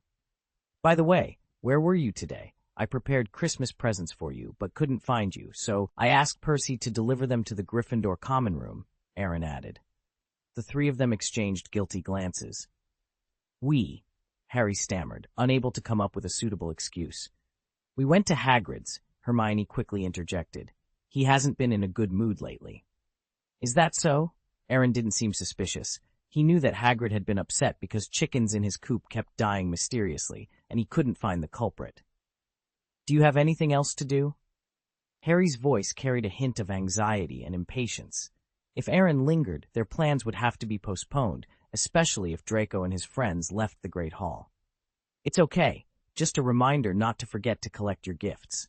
Although Hermione was the only one who gave me a book, I did read it, Aaron said. Sorry, Hermione blushed. I should have known you'd read a lot more than I do. Chapter 171, It's time to test your acting skills. After Aaron left, Harry glanced at Draco, who was still eating, and then winked at Hermione. It's time to act. Hermione nodded and headed to the laundry room without hesitation. What should we do next? Ron asked in a low voice. Crabbe and Goyle are gluttons. It's easy to fool them, but Malfoy is not a fool. So we need a plan, Harry replied. What plan? That's Malfoy. He hates us the most. He'd probably throw the cake in our faces directly, Ron said, exasperated. Why don't we try to duel him again, or maybe challenge him to an eating contest? No, he won't accept that challenge. We need to find a way to keep them in the Great Hall for as long as possible. The fewer people there are, the easier it is for us to move. Just as Ron was about to say something, Malfoy stood up, apparently planning to leave. Ah, we need to hurry, Harry said, noticing Malfoy's movements. We can't let him leave. We need to stall him somehow. But we don't have a plan yet, Ron protested. Just follow my lead. Harry grabbed 3 chocolate cakes and placed them on a tray, heading towards the Slytherin table. Ron sighed and followed. Malfoy, wait a minute. We have something to talk to you about, Harry called out. Potter and Weasley, Draco sneered, frowning in surprise. How strange. Isn't Granger usually with you? It's a private matter, nothing to do with Hermione, Ron said. Oh, but I don't think I have anything to talk to you about, Draco replied with a meaningful smile. Crabbe, Goyle, let's go. It's about Quidditch, Harry said hastily, thinking it was the most appropriate topic to catch Draco's interest. Draco stopped in his tracks immediately. I'm a little interested now. Actually, I came here specifically to apologize, Harry forced a smile. Although he was seething with hatred, he tried his best to appear kind. You, apologize? Draco looked at Harry in surprise, somewhat disbelieving, but felt inexplicably pleased. Are you surprised? Harry sat down and said solemnly, I was too impulsive on the Quidditch field. I didn't mean to hurt your arm. Draco thought about the situation and couldn't help but joke. I remember you were injured more seriously. Lockhart wiped out all your bones, and we won in the end, Slytherin over Gryffindor. That's different. At that time, I wanted to drag you down with me, Harry explained. There's no need to explain, Potter. Anyone could see that, but your apology is interesting. I reluctantly accept it. Harry suppressed his frustration, gritting his teeth. Thank you. Now, please get out of the way. We should go back to the common room, Draco said. Harry immediately winked at Ron. It was his turn. Although Ron was reluctant, he didn't want any mishaps. Harry had already set an example. He just needed to be thick-skinned and patient to delay time. Wait a minute, Ron said. What's the matter? Draco asked impatiently. Don't tell me you also came to apologize? Actually, yes, Ron admitted, pursing his lips. But it's not about you. It's about Goyle. Goyle, in the middle of eating, sprayed out his cake in surprise. Me? You apologize to me? Ron nodded. Yes. But why? The duel club, Ron said with some embarrassment. I didn't follow the wizard's duel rules and beat you up with my bare hands. You attacked me by surprise, and I had the upper hand, Goyle said, unconvinced. If someone hadn't pulled me away, I would have beaten you so badly your mother wouldn't recognize you. Hearing this, Ron's breathing became short, and he clenched his fists, wishing he could punch Goyle's fat face. At that moment, Harry coughed and gave him a warning look, conveying two messages. The overall situation is the most important, and it is crucial to find out what is going on in the Chamber of Secrets. There are too many of them, and we will easily lose out in a fight. Perhaps, Ron suppressed his breath. But anyway, I was wrong at the time, so I came to you tonight to apologize, and I hope you can forgive me. Goyle froze for a moment, then turned to look at Draco. He would have accepted it if it had been anyone else, but this was the Weasleys, the family his boss Malfoy looked down on the most. Draco hesitated for a moment, then nodded slightly. Take it as an unexpected and interesting Christmas present. Since Malfoy has spoken, then I will reluctantly forgive you. Harry and Ron glanced at each other, feeling that the time was right. They pushed the tray containing 3 chocolate cakes towards Draco. Sorry, we have one for Crabbe, too. The 3 of them didn't think too much. Each of them picked up one and stuffed it into their mouths. Don't say it. It tastes really good. Draco nodded as he chewed, a smug smile on his face. Potter and Weasley actually gave up on the same day, and their vanity was satisfied like never before. But soon he couldn't laugh, because he felt more sleepy than ever, and fell directly on the table, as did Crabbe and Goyle. Merry Christmas, Ron said lightly. Don't waste time. Act now. Harry lifted Crabbe, Ron grabbed Goyle, and they sent them to the broom closet, followed by Malfoy. They were not that polite to the 3 of them, and it was over by stuffing them roughly into the cabinet.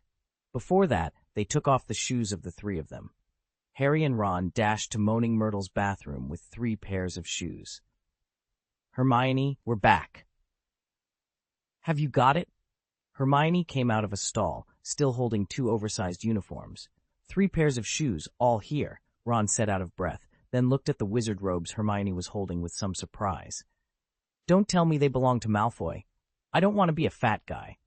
No, you misunderstood me. I think Harry should ask.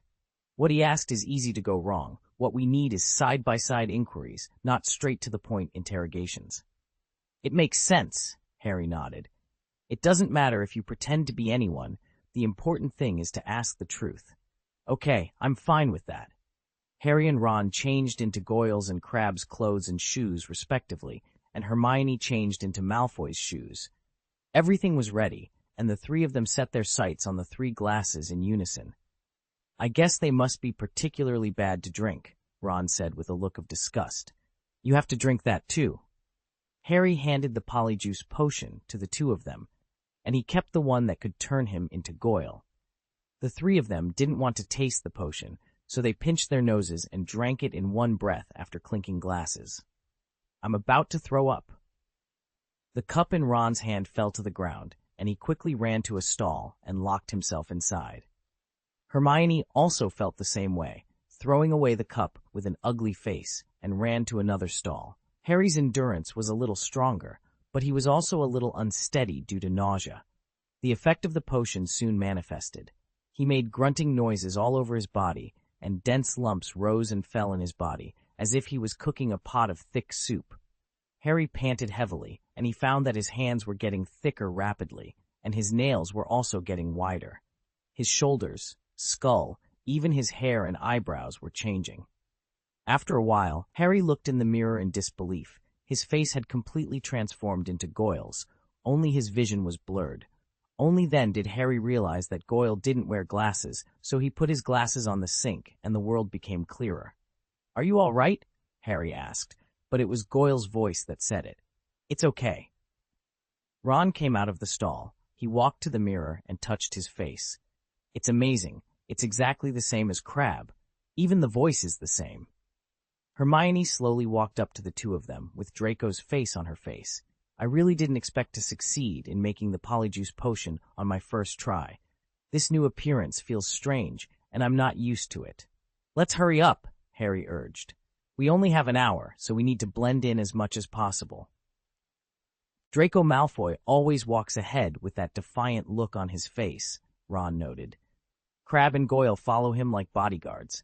You two need to act the part." "You don't need to remind us," Hermione said with a shrug, leading the way out of the bathroom. The three of them quickly descended the stone steps, venturing deeper into the dark corridor. Harry kept glancing at his watch, and after nearly 10 minutes, he asked anxiously, "Are we sure we're going the right way?" "The Slytherin common room is hard to find, but I made sure to learn the way," Hermione reassured him, stopping in front of a damp stone wall. Ron hesitated. "If this is a door, how do we open it? Is it Alohomora?"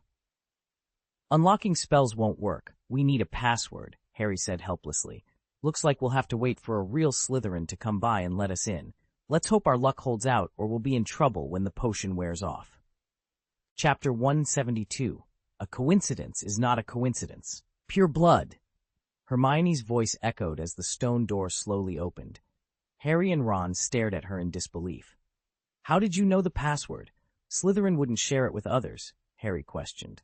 Hermione, a bit excited, replied, "I guessed it. I thought of a dozen passwords that might fit Slytherin, and I didn't expect to get it right on the first try. Seems like we're lucky." The three of them passed through the stone door and entered a long, narrow basement. It was their first time in the Slytherin common room. The walls and ceiling were made of rock, and a green glowing chandelier hung from above. A fire crackled in the fireplace, casting flickering shadows on the Slytherins gathered around. "This is the Slytherin common room?" Ron said disdainfully. "It's cold, dark, and has this weird green light. It's nothing like Gryffindor." Slytherin represents the element of water, while Gryffindor represents fire. "Naturally, their styles are different," Hermione explained. "Forget about that. We have 45 minutes left. We need to find Aaron quickly," Harry said urgently. "Does anyone know where his dormitory is?" Hermione and Ron exchanged glances, sensing Harry's anxiety. It was a stroke of luck to get into the Slytherin common room, but finding Aaron's dormitory directly seemed like a tall order. "Okay," Harry admitted, looking a bit embarrassed. "We need to ask someone." Ron approached a girl nearby. "Excuse me, I forgot where Gaius' dormitory is. Can you help me?" "Are you talking about Senior Aaron Gaius?" The girl blushed. "I'd love to help, but the male and female dormitories are separate. If you find him, could you ask if he liked my Christmas present? By the way, my name is—" Before she could finish, Ron walked away, looking disappointed. "Use your brain," Hermione said, exasperated. "Asking about the boys' dormitory directly is suspicious." "It's not a total loss," Ron said awkwardly, sitting on the sofa. "At least we know Aaron is quite influential in Slytherin, just like Harry in Gryffindor." Harry's mouth twitched. It wasn't quite the same. His fame was mostly due to Voldemort, something he felt unworthy of, while Aaron's fame came from his own charisma. "How about I ask another guy?" Ron suggested. "No," Hermione disagreed. "Draco and Aaron are close, and Crabbe and Goyle follow Draco. If anyone knows Aaron's dormitory, it's them." "Should we just wait here?" Harry checked his watch. "We have less than 3/4 of our time left." As they pondered their next move, a figure appeared before them. The Slytherin prefect was looking at them with a faint smile. Their hearts pounded, and their breathing became unsteady. Had they been discovered? It was a real concern. Naylor was a senior magician and might see through their disguise. Plus, it was Hermione's first time preparing a polyjuice potion. While it seemed successful, the potion might not be perfect. But as Naylor spoke, their fears began to ease. "I can see you have something on your mind," he said. Hermione's eyes lit up, and she mimicked Malfoy's tone. "Yes, I need to discuss something with Aaron, but I don't know how to approach him." "You can talk to me. As a prefect, my duty is to regulate student behavior, but I can also help with minor troubles. Then take us to Aaron's dorm, Harry blurted out, then quickly realized his mistake. Naylor saw the puzzled look on Draco's face and quickly added, I mean, our boss needs a little push. Draco looked at Naylor, still confused. Is there anything that can embarrass you based on your relationship with him? Hermione hesitated for a moment before responding. Quidditch. Naylor suddenly understood. He knew that Slytherin had won the Quidditch match this time thanks to Aaron's tactics. However, such tactics might not be as effective next time. To ensure future victories, they would need Aaron's input. Draco's hesitation likely stemmed from his embarrassment. I'll take you there. It's about Slytherin's honor. There's nothing to hesitate about, Naylor said, leading the way. The three of them exchanged glances and quickly suppressed the smiles on their faces. When they reached a wooden door, Naylor knocked. Inside, Aaron quickly hid a half-drawn magic circle in his pocket and covered the clue wall and temporary chicken coop before opening the door. Prefect and Draco, what brings you here? Aaron asked. Draco, Naylor began, but Hermione immediately interrupted. I want to talk to you about something, she said.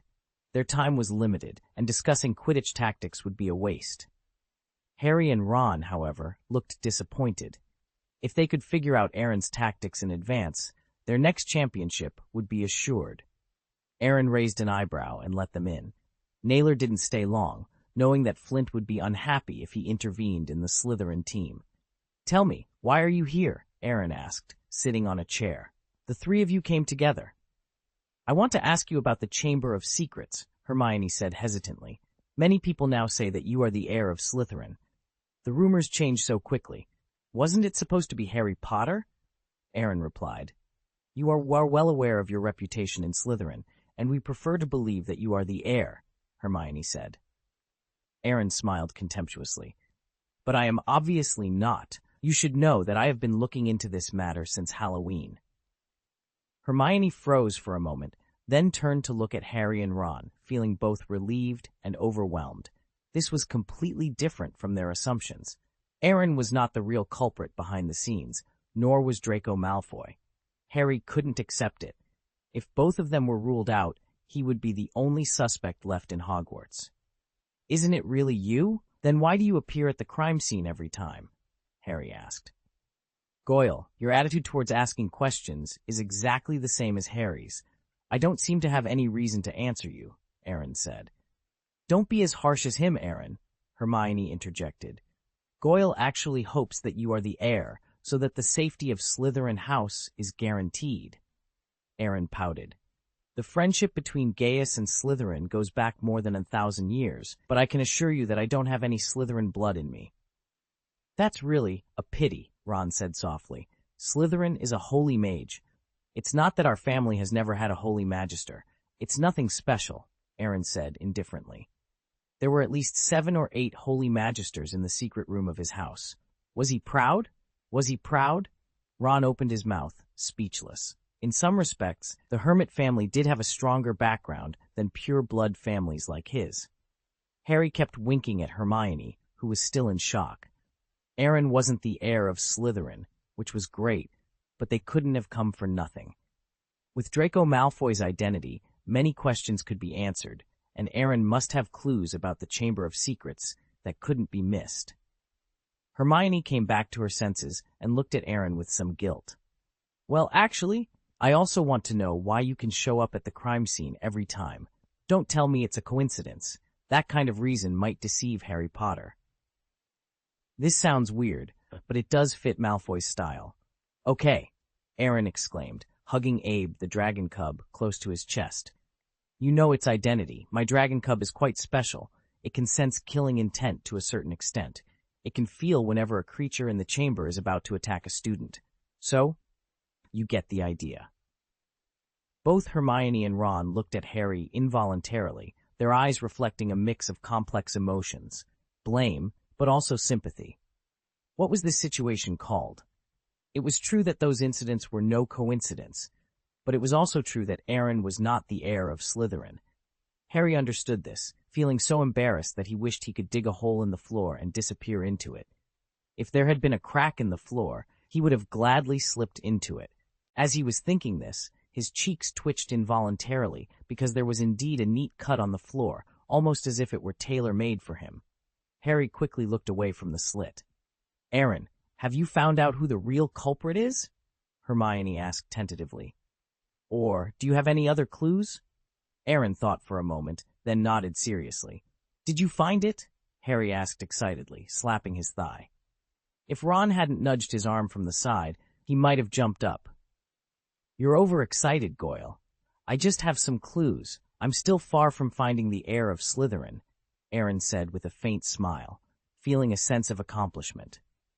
Hogwarts had searched for the Chamber of Secrets for decades without success, but he had found a real clue and even knew the identity of the monster within the chamber.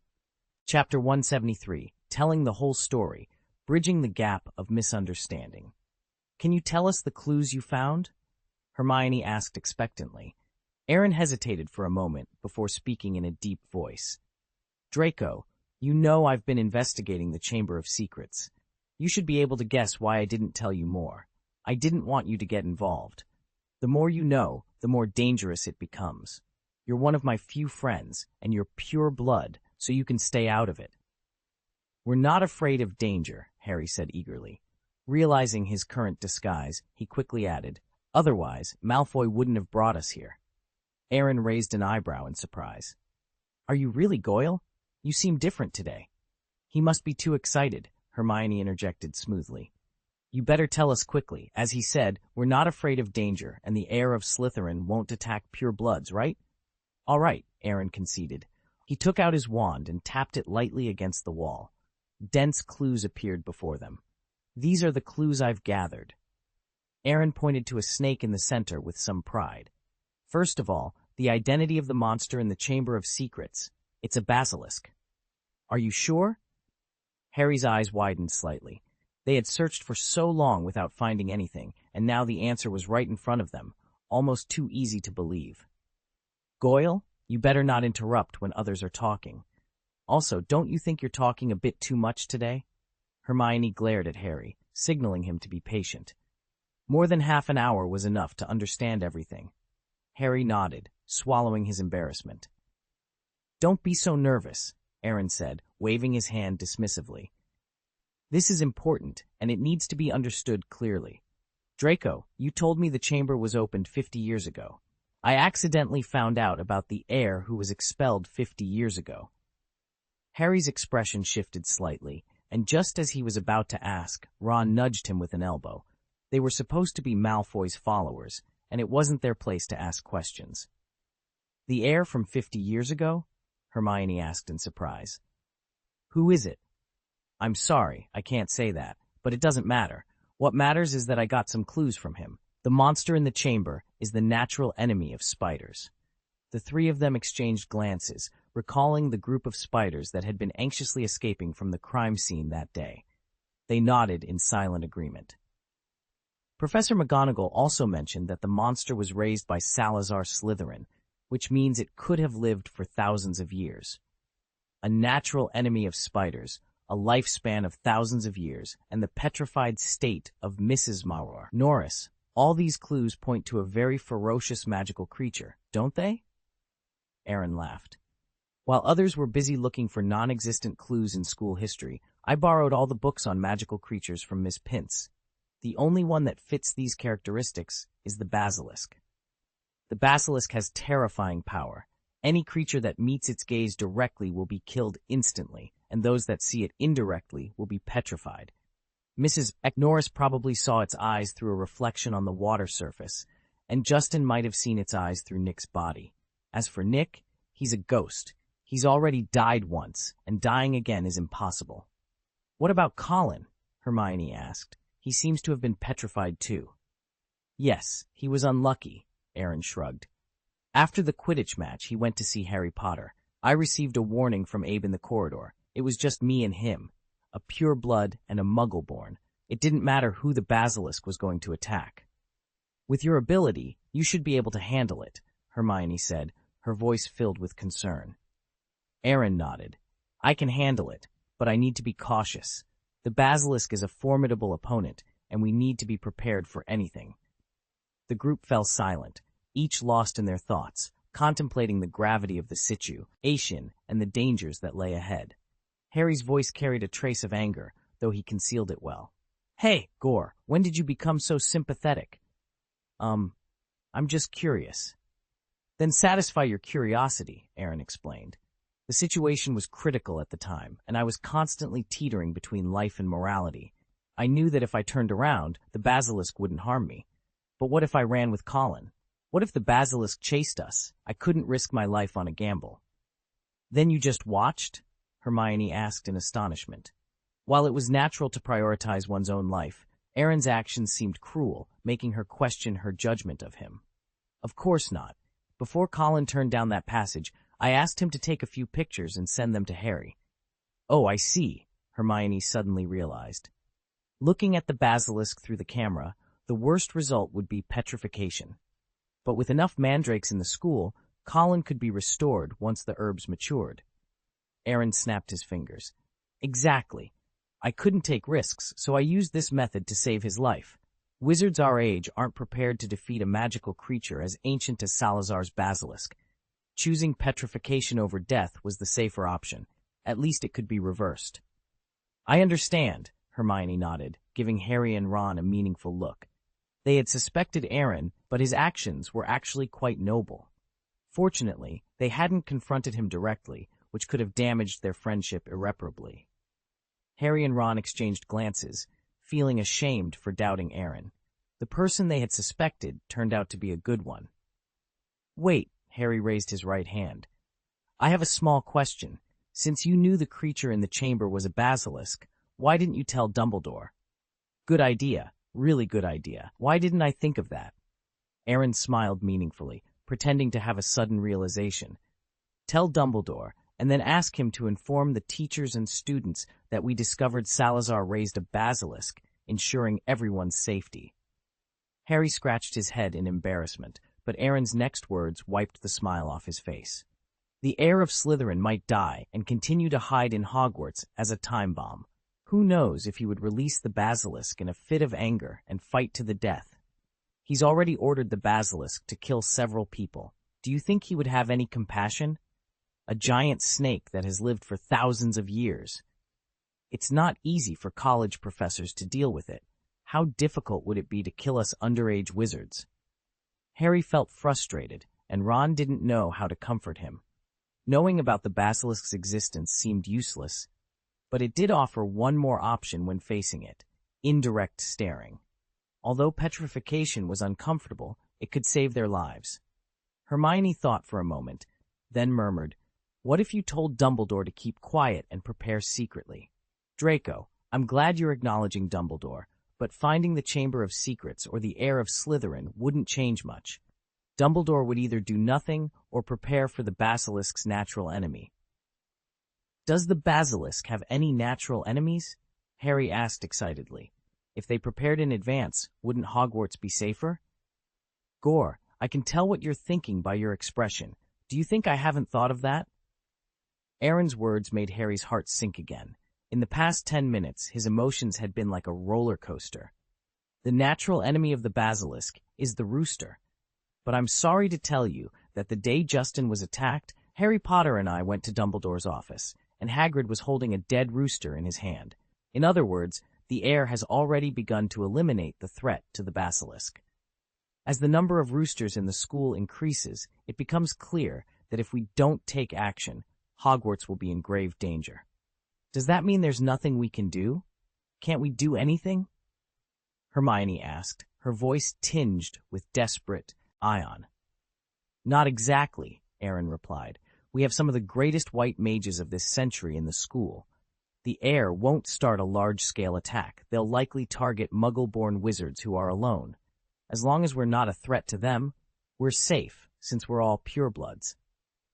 But what about the Muggle-born wizards? Hermione pressed, her concern evident. For example, Hermione Granger, she's your friend too. Of course I've prepared for this, Aaron said, raising his wand. A pale white light flashed, and a simple chicken cage appeared in front of them, containing 2 roosters. These are lifesavers. I took them from the chicken coop on the day of the Quidditch match without anyone noticing. The heir may have been killing roosters, but they don't know about these two.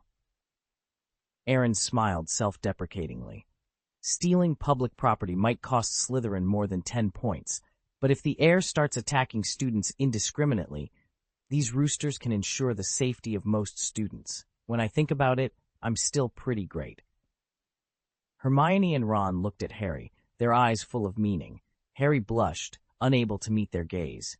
He had previously vowed that Aaron's actions would harm Muggle-born wizards, but now he saw that Aaron was quietly preparing to protect the entire school. "Why are you all looking at him like that?" Aaron asked, puzzled. "Draco, are you hiding something from me?" "No." Hermione quickly shook her head. "You know me well. I never lie to you." Aaron frowned, scrutinizing their expressions. He suspected they were hiding something, but decided not to press further. Forget it. Everything today is inexplicable. "Aaron, can we just passively protect ourselves?" Draco asked, his voice tinged with concern. "Draco, I didn't expect you to worry about Muggle-born wizards. If Mr. Lucius knew, he wouldn't be pleased. But you're right. I'm not someone who only seeks peace. If Hogwarts closed down, it wouldn't be good for me either." With a light wave of his wand, another wall of clues appeared before them. "This is..." Hermione's eyes widened in shock. Harry and Ron were equally dumbfounded. The wall was covered with names, many marked with crosses, and only a few dozen scattered across it. "This is a list of potential targets," Aaron explained. "We need to be vigilant and protect those who are most at risk." Chapter 174, List of Suspects. "This is the result of my hard work during this time," Aaron explained proudly. "I have meticulously analyzed the family relationships of all the students in the school, excluding those of Muggle origin who have no connection to Salazar Slytherin within 10 generations. There are only 23 wizards who behaved normally during school, and in the end, there are only a few left." "These are the students you found who might be the heir of Slytherin?" Harry asked, somewhat doubtful. "Why don't you see Harry Potter on the list? Isn't he a Parseltongue?" "Harry, you're a bit prejudiced," Aaron said meaningfully. "The heir must be able to speak Parseltongue, no doubt about it, but not everyone who can speak it is the heir. Harry may have Salazar's blood, but he would never use this power to harm others." "That's why you trust him?" Harry couldn't meet Aaron's eyes. Comparing their actions, he felt ashamed. "I can read people very accurately," Aaron said, walking to the middle of the wall. He waved his wand lightly, and all the names marked with crosses disappeared. The remaining names gathered from various positions on the wall to the center. The names of 23 people suddenly became larger and shone with green light. "This is impossible." Ron stood up suddenly, looking at one of the names in surprise. "Ginny Weasley? My own sister is actually on the list of suspects?" "Calm down, Ron," Aaron said helplessly. "I don't know if there are any friends of yours here, but these names were carefully selected by me. Logically speaking, there should be no mistakes." Ron froze for a moment and quickly adjusted his expression. He pointed to the name of Ginny Weasley, which was particularly conspicuous to him, and asked, "Is this a mistake? How could a Weasley have anything to do with Slytherin?" Harry and Hermione also looked at Aaron in disbelief. Harry, who had lived in the Burrow for a month during his vacation, knew the Weasleys well. Ginny was the youngest sister in the Weasley family, the most orthodox Gryffindor, and the Weasley family had no known connection with Slytherin. "To be honest, she is the last person I want to suspect," Aaron said with some regret. "I stayed at the Burrow for 2 days before school started, and Ginny Weasley is a pretty nice little girl." "Then why do you still suspect her?" Ron asked, his voice trembling. "Listen to me, Ron. First of all, Ginny is a new student. According to my analysis, it is more likely that the heir of Slytherin is a new student. Of course, I haven't missed investigating the older students. Secondly, you may not have noticed, but I did. Ginny has been acting a little strange these days. Then Fred, George, Percy, and you are always trying to make her happy. I was hoping it was just the pressure of school making her mopey, but she was extremely nervous around the time Justin was attacked. That kind of behavior, in my opinion, indicates a guilty conscience, fearing that her huge mistake might be discovered. It might be pure fear." Ron found a plausible reason for his younger sister. "A murder happened in the first semester of school. It's only natural for her to be afraid as a little girl." Maybe, but excluding the possibility of fear, Ginny Weasley is the biggest suspect. What about the others? Hermione asked. Why are the remaining 22 people on this list? Draco, Aaron frowned, puzzled. You used to trust me, but why are there so many questions today? Curiosity at work, Draco shrugged. Aaron pointed to the names of those people and said, except for Ginny Weasley, some of the remaining people have lost their parents and grew up in orphanages. There is no way to find out the family background of these people. They are either Muggle-born or half-blood, perhaps with unknown Salazar blood. Some of them became taciturn or agitated after the attack started, and their contact with others decreased significantly. It might be pure fear, but it could also be because they are worried that others will see their flaws. There is also a small group Dubu, with bad personalities, who are cynical and have few friends. They might also be heirs of Slytherin, but the suspicion is less compared to the first two groups, Aaron explained. Harry, Ron, and Hermione exchanged glances, unable to find any reason to refute his logic. It had taken months to compile a list, which still held some credibility. Besides the basilisk and this list, what else do you know? Harry asked. Aaron glanced at him suspiciously, puzzled by their sudden curiosity. Nevertheless, he continued, the location of the Chamber of Secrets. Have you found it? The three of them looked at him excitedly. If they could locate the Chamber of Secrets, they could inform Dumbledore. Eradicating the basilisk would render the heir of Slytherin powerless. What are you thinking about? Aaron gave them a blank look.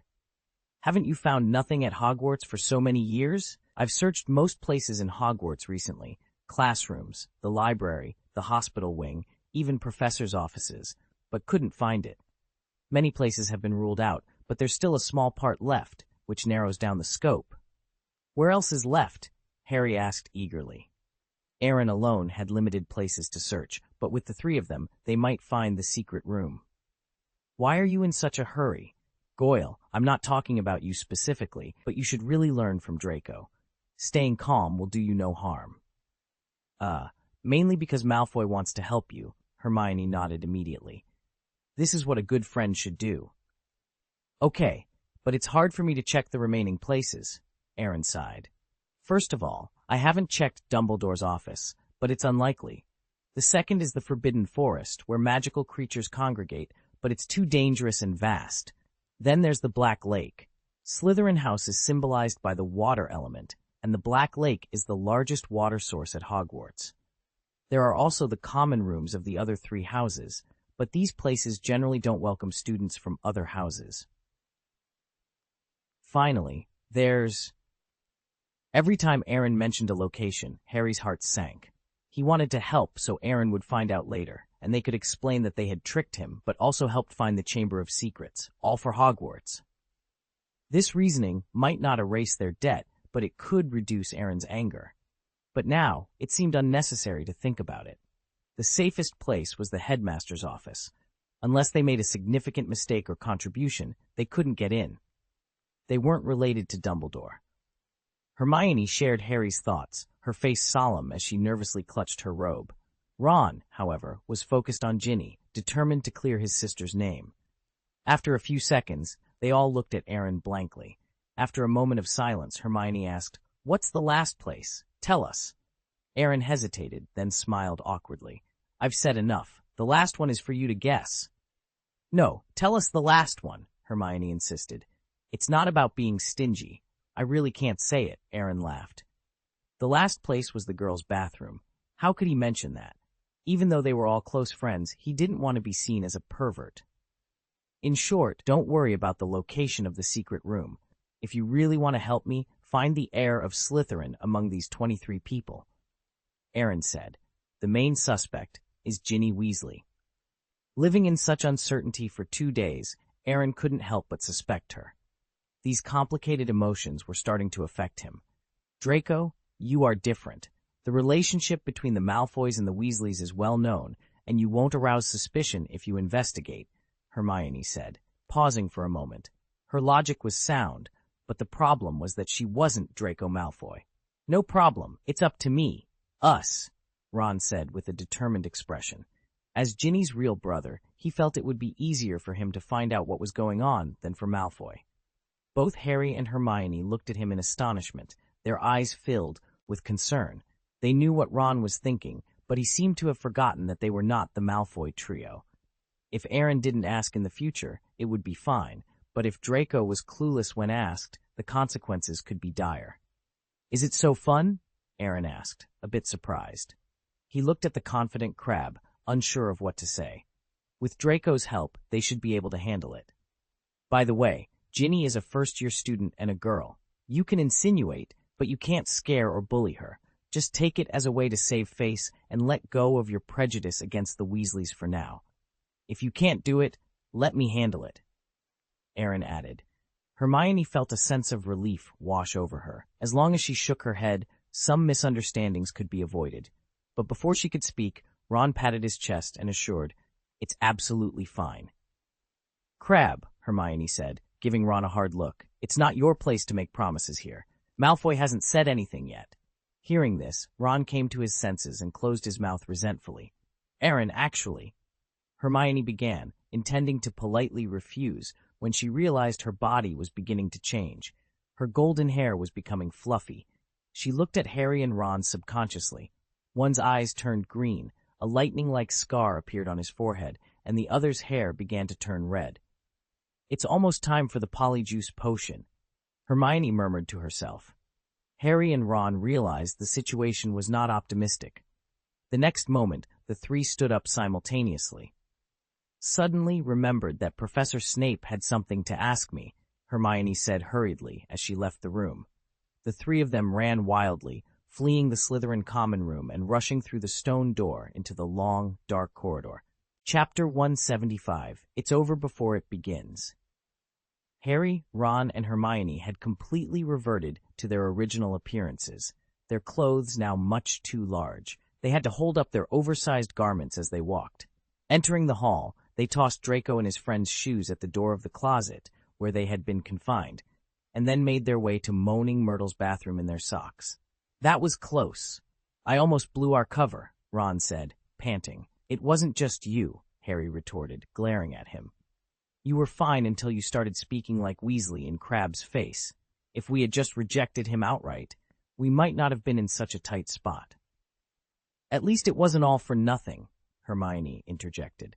"We learned about the basilisk, the possible location of the Chamber of Secrets, and we have a list of suspects, and we know for sure that Ginny isn't the heir of Slytherin."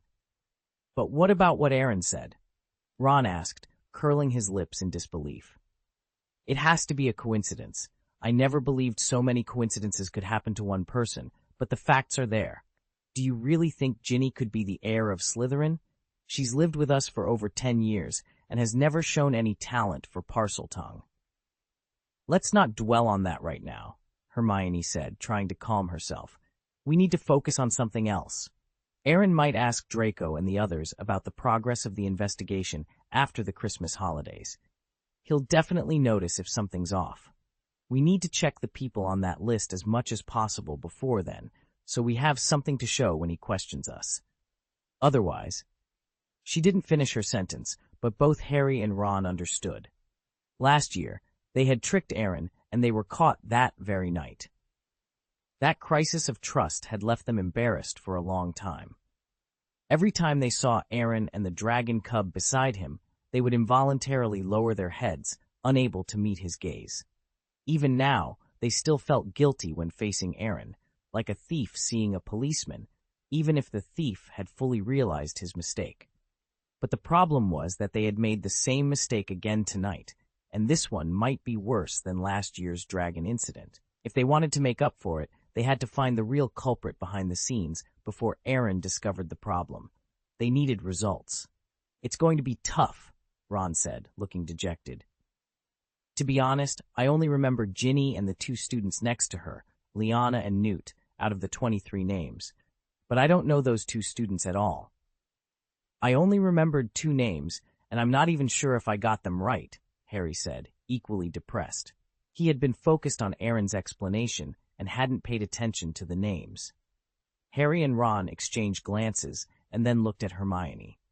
Among the 3 of them, only Hermione had a better memory. Maybe she had remembered the list. "Don't expect much from me," Hermione said, exasperated. "Ron almost made me lose my temper. I didn't have time to memorize those names, and then the effect of the polyjuice potion was about to wear off, so all I could think about was running." "So, you didn't remember any of them?" Ron asked, his face falling. "It would be great if the polyjuice potion lasted longer. It was supposed to last an hour, but it expired in less than 45 minutes. "Are you blaming me?" Hermione snapped. "This was my first time preparing such a difficult potion, and it's a miracle it worked at all. And the reason we're in this mess is because of who needs my reminder?" "Let's not start blaming each other," Harry interjected. "We have 4 names to work with."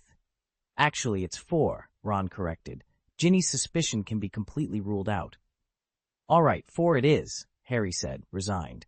"If we can rule out one, we might be lucky enough to find the real culprit among the remaining 4. Besides, we could check the Gryffindor common room, which Aaron can't." Hermione nodded in agreement, and the 3 of them set off to investigate, determined to find the truth before it was too late. Ron nodded in silence. That was all they could do for now, take it one step at a time. However, the situation was worse than they had anticipated, and the time left for them was much less than they thought. Early the next morning, Draco woke up to find himself locked in a dark space. Fortunately, his wand was still with him. Though frightened, he cast a simple spell. Lumos. A bright light appeared at the tip of his wand. He looked around carefully and saw a few magic brooms, immediately realizing where he was. Draco was not stupid. Thinking of his current situation and the chocolate cake he ate last night, his anger surged. Mischief. Pure mischief. Potter and Weasley had tricked him with an attitude he couldn't refuse and locked him in the broom closet. "Alahomora," Draco muttered, opening the cabinet door. Sunlight streamed through the window, but he couldn't feel the slightest warmth. His face was particularly ugly. There were 3 pairs of shoes on the ground. Draco looked at his bare feet and suddenly thought of something. He walked up to another cabinet and cast the unlocking spell directly to open it. Crabbe and Goyle woke up as 2 burly figures fell out, and several broomsticks hit their faces. "Where is this?" Crabbe murmured, confused. "Why are we here?" "You 2, get up quickly," Draco said angrily, throwing their shoes over. "Put on your shoes." Crabbe and Goyle complied immediately, but their minds were still full of doubts. After tidying themselves up, they stood beside Draco silently. It was the first time they had seen Malfoy so angry. "Do you know why you are here?" Draco asked. The 2 shook their heads in unison, clearly not sleepwalking. "I guess you don't know either," Draco said, rolling his eyes. He then explained his guess. "Potter and the others must have done this." "Are you saying that we were tricked by Potter and the others?" Crabbe asked incredulously. "How dare they? Can you think of any other possibilities?" Draco sneered. "They tricked us with an apology, made us eat a cake with hypnotics, and then locked us in this broom closet. My dad would be furious if he found out." Goyle slammed the cabinet hard. "It's really deceiving. When did we ever suffer this kind of loss? I will go to them to settle the score." "Stop," Draco snapped. "Isn't this embarrassing enough? Even if you go directly to settle accounts, what are you going to do? Beat them up in public? This kind of revenge is the lowest form. Not to mention that we might not win, and it will only bring shame to Slytherin if things get serious." "Then we can't just bear it," Crabbe said angrily. "Of course not. I can't swallow this," Draco said viciously. "Let's go back and discuss it first." The 3 returned to the Slytherin common room with sullen faces. The students who saw them on the way shunned them unconsciously, as they looked like debt collectors. They sat on the sofa, silent, exuding an aura that warned others to stay away. Aaron had just come out of the dormitory and was about to take Abe to the auditorium for breakfast. Seeing the 3 of them like this, he was curious. "What's the matter with you? You were fine last night." "Don't talk to me about last night," Draco said fiercely, clenching his fists and gritting his teeth.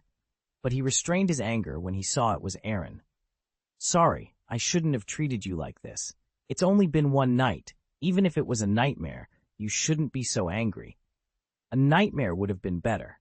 "Last night," Crabbe started. "Shut up, Crabbe," Draco interrupted immediately. He didn't want his best friend to know about his humiliating experience. The heir of the prestigious Malfoy family, tricked by Weasley and Potter and locked in a broom closet. If word got out, people would laugh. Hey! Hey! Hey! Don't let it happen! Aaron's eyes twitched, sensing the tension. I just asked you to help me find some things. If you don't want to, you can tell me. There's no need to be so angry. Draco froze for a moment, and Crabbe and Goyle exchanged confused glances. Aaron, what are you talking about? We didn't come back at all last night. What? Aaron said, initially in a joking tone, before realizing the gravity of the situation. Don't be ridiculous. Didn't you come to find me last night? The prefect brought you here. But we, Draco began, but then a smirk appeared on his face as he seemed to piece something together. So that's how it is. St. Potter and his little friends really know how to play tricks. What are you saying? Aaron asked, puzzled. Draco hesitated for a moment, then looked at Aaron with a complicated expression. I didn't want you to know, but now it seems I have to tell you. You'd better be mentally prepared, or I'm afraid you won't be able to accept it. Speak directly. Aaron waved his hand dismissively and sat calmly opposite Draco.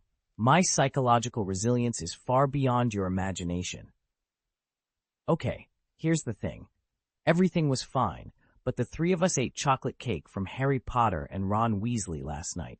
We woke up this morning to find ourselves locked in a cupboard in the broom closet, Draco explained, looking at Aaron meaningfully.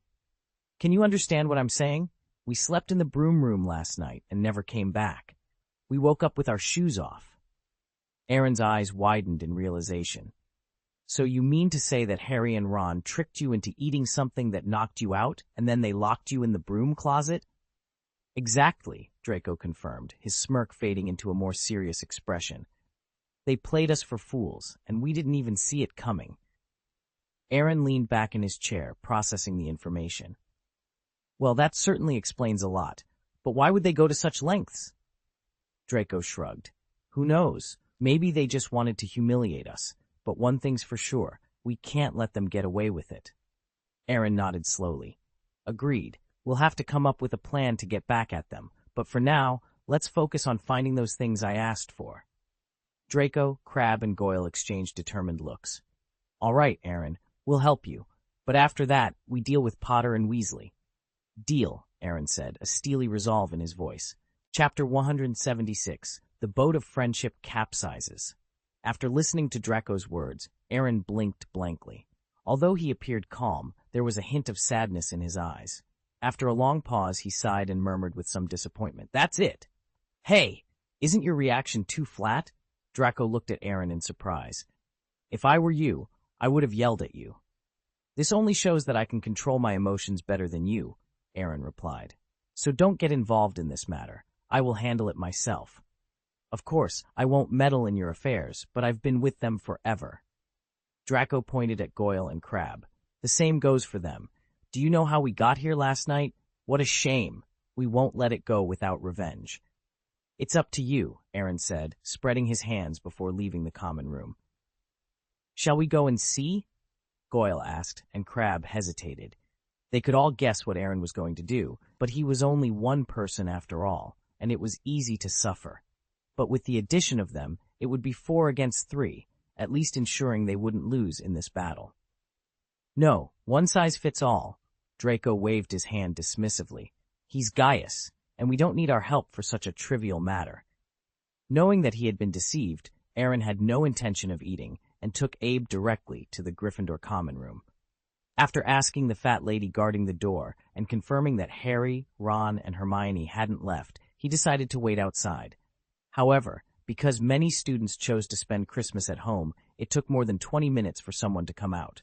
It was none other than the Weasley twins, Fred and George. Aaron, what are you doing here? Fred asked in surprise. Wait, Aaron said, his tone a little cold. Harry or Ron? Fred, you left Granger behind. Actually, what I'm waiting for is indeed the 3 of them. It seems that there is something very important. Otherwise, you wouldn't have come here early in the morning, Fred said, touching his chin. Wait a minute, let's call them for you? Wait, Aaron stopped the 2 of them.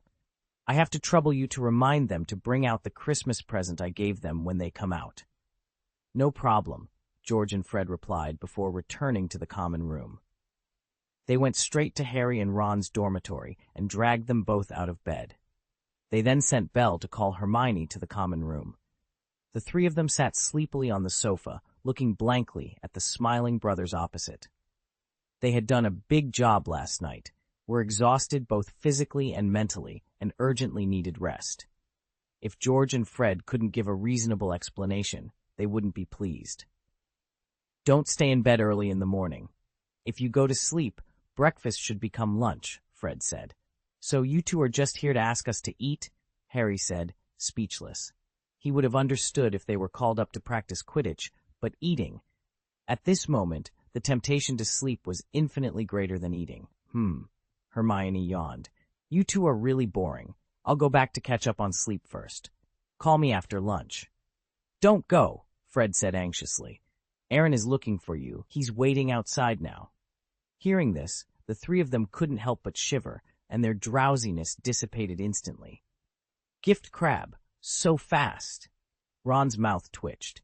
It's been less than 12 hours, and he won't even let us sleep for a while. Stop complaining. Let's think about what to do first, Harry said, anxious like an ant on a hot pot, a layer of cold sweat appearing on his forehead. Why don't we go out and hide in the common room? One day at a time. At least we have a little time before the holidays are over. It's easy to say, but he's blocked outside now, Hermione said, her face full of embarrassment. He must know everything, and his attitude is quite clear. George and Fred looked at each other, realizing that the situation seemed to be different from what they had thought. Aaron didn't seem to come to play them. May I ask, did you do something wrong? George inquired, his voice tinged with curiosity. Did you make Gaius very angry? Yes, it's bad, really bad, Ron admitted, rolling his eyes. We could have fooled ourselves, but we were woken up by the two of you. Admit your mistakes to him and hope he can forgive us, Hermione suggested, though she knew deep down that Aaron would not be so generous this time. It doesn't matter. Let's go out and talk, she added. Wait a minute. Fred interjected, pursing his lips. I don't want to say this, but Gaius asked us to bring you a message. After a few seconds of silence, Fred turned to look at George. It's up to you. I don't want to play this game, George said, stunned. He met 3 pairs of nervous eyes before continuing. Okay, he said you should bring the Christmas present he gave you when you go out. Rumble, thunder seemed to roll in the hearts of the 3 of them, and a continuous rain of dread began to pour. Their expressions changed dramatically. It's over, Hermione said weakly, lying back. This time, we really went too far. Originally, they had hoped to make amends, but now it was clear that Aaron wasn't giving them a chance. He had effectively sentenced them. I think, Harry swallowed hard. No matter what, he probably won't break up with us. Ron nodded silently and retrieved 3 gift boxes from a corner. I thought I was the only one who didn't open the presents, but you didn't either. Hermione shook her head, resting her forehead in her hand. The 3 of us were together yesterday. Don't you remember how it was arranged? I suggest you hurry up, Fred urged. You've already acted dishonestly, so don't make him wait any longer. The 3 of them exchanged wry smiles and walked out of the common room with heavy steps. Seeing Aaron, they froze in embarrassment. Us, Harry began. Come with me, Aaron interrupted, his tone leaving no room for argument. This is not the place to talk. 10 minutes later, Aaron led them to the Transfiguration classroom and sat on a table by himself. You guys are something else. I'm impressed. I've never admired anyone before, but you've managed to make me. I've never been deceived so badly in my life. We just wanted to help you, Ron said boldly. Aaron gave him a withering look. If you're going to make excuses, at least make them believable. You don't even know what I'm doing, so how could you help me? But I really do admire you. Last year, you just fainted and took my pet away. This year, you actually started drugging people. You're so good at it. Are you sure you're just second-year students and not habitual criminals who escaped from Azkaban? Sorry, Harry said weakly. You should be sorry, not just to me, but also to Draco. Harry, I trusted you so much, and this is how you repay my trust. But yes, you are Gryffindors, and it seems there's nothing wrong with suspecting a Slytherin of being a descendant of Salazar. It would be great if you could confirm that I'm the heir of Slytherin. You could inform Dumbledore to arrest me, Then follow the clues to find the Chamber of Secrets and eradicate the basilisk. That way, everyone's rumors about Harry would be disproven, and you would become heroes who saved Hogwarts, sacrificing me for the happiness of everyone. Your plan is quite sound." Hearing these sarcastic words, Hermione's heart sank. She immediately tried to explain, "That's not the case. We just wanted to eliminate your suspicion." "How?" Aaron retorted. "With Polyjuice Potion? As far as I know, it takes at least a month to prepare that powerful potion. It also requires the body tissue of the person you're transforming into, and various rare materials. Is there any greater doubt than the fact that you would rather go to such lengths to deceive me than ask me directly?" "That Ron and I did doubt you," Harry admitted, looking up pale and struggling with his words. "But Hermione's trust in you is absolutely true." "That's true," said Ron. "We've told her a few times, but every time she slapped us back hard." "Really? But there is almost no credibility when it comes out of your mouths." Hermione wanted to say something, but seeing Aaron's eyes mixed with disappointment and anger, she swallowed her words unconsciously. "Granger, do you have any comments?" Aaron sneered. "I really never doubted you," Hermione cried, raising 3 fingers as she spoke. "I swear." "Then could you please explain why you helped the 2 of them make the Polyjuice Potion?" "I believe in you, but they don't. So this was the only way to prove your innocence," Hermione said with a sad smile. "This method is rather excessive, but the effect is also obvious. So according to this, I still have to thank you?" "No, I didn't mean that." "Whatever you mean, you chose to help them, didn't you? If you really believed in me, you could have come and asked me directly, but none of you did. At that time, you were very suspicious, and we didn't dare to take risks," Ron explained. "What if we asked you and you decided to kill us afterward? And how could we guarantee that you were telling the truth? Bad guys never say they are bad guys." Aaron raised his eyebrows slightly and clapped his hands in mock admiration. "What you said makes sense. I'm speechless." Then he looked at Harry. "The famous Harry Potter, I have a question for you. If your answer satisfies me, I will consider forgiving you." "Ask away," Harry said, adjusting his stance. "I promise to tell the truth." "Very well, my question is, before yesterday, did you particularly expect me to be the heir of Slytherin?" Okay, needless to say, the few seconds of your hesitation have already told me the answer." Harry lowered his head in silence, not knowing what to say. During that time, he was under a lot of pressure. No matter how he explained, no one believed him. The only way for him to avoid everyone's suspicious glances was to find the real heir. It just so happened that Aaron was at the scene of the crime every time. In that case, who else could they suspect? Chosh. Chapter 177. It's not coercion, it's cooperation. "I'm sorry, I was impulsive this time, but I really didn't expect things to escalate to this point," Harry explained earnestly. "I didn't intend to doubt you, but there were too many coincidences, especially after the Quidditch game. The night I was in the hospital, I saw you and Professor McGonagall bring Colin here, and you asked Dumbledore not to spread the matter. That Hermione has always refused to believe that you are the heir of Slytherin, and she helped us prepare the Polyjuice Potion to avoid unnecessary misunderstandings. We thought that more than a month would be a buffer period. If we could find any evidence that you were not the heir during this time, we would stop immediately. But what I didn't expect that I would be at the scene of the crime when Justin had an accident, did you?" Aaron interjected. Harry nodded embarrassingly. This was indeed unexpected. Even if he had been killed, he would never have thought that all the coincidences stemmed from the harmless-looking dragon cub in catskin squatting next to Aaron. "Oh," Aaron sighed deeply and said with emotion, "Actually, it's not that I can't understand you, and I can accept your actions, but I feel very uncomfortable. I have always regarded you as friends, but now it seems that I may have been wishful thinking." Aaron looked at the 3 of them in disappointment, feeling grateful that the Sorting Hat had placed him in Slytherin. If he had been in Gryffindor, it would have broken his heart. "Actually, this is just a misunderstanding," Ron said, trying to smooth things over with a smile. "Our apology is sincere. Why don't you forgive us?" "Heh!" Aaron curled his lips in disdain. "You really have thick skin. Neither of them is embarrassed to say that." Ron turned to look at Harry and Hermione. One bowed his head in silence, and the other was about to cry. He swallowed in embarrassment. Forgiveness is a bit more difficult, Hermione said, summoning her courage and looking directly into Aaron's eyes. But something has happened, and you have to give us a chance to make amends. Everyone's goal is to find the real culprit behind the scenes, and you can relax with the help of the three of us. No need. Aaron refused unceremoniously. It's good if you don't hold me back. But we already know all your plans. Hey, correction, not all. There are some things you don't know yet, like who the heir was 50 years ago, and maybe the last location of the Chamber of Secrets. What about the Gryffindor common room? Hermione said.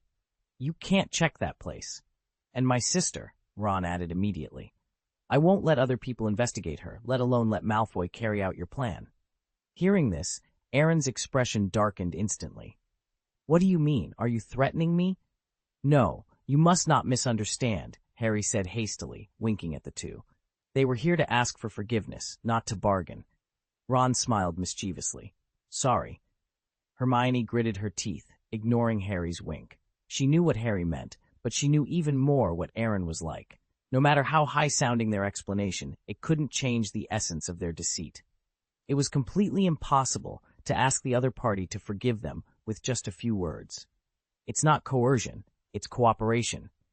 You need help, and we can and hope to help you. Aaron took a deep breath and tapped his fingers on the table, making a clicking sound. The three of them remained silent, quietly waiting for Aaron's response. Half a minute later, he stopped tapping and said meaningfully, Believe it or not, even without your help, I can find the real culprit behind the scenes. Hearing this, Harry and Ron's hearts sank slightly, but Hermione was relieved. He hadn't directly refused, which meant there was room for negotiation. But with our help, you can find the heir of Slytherin faster. That's true, Aaron conceded. He had absolute confidence in his own abilities. The image of Slytherin had already been shattered in the hearts of the students from the other three houses.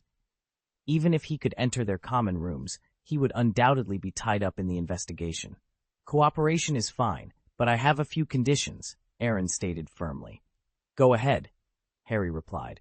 First of all, you must not reveal my plans to anyone, not even a little bit. No problem, we agree, Harry said immediately.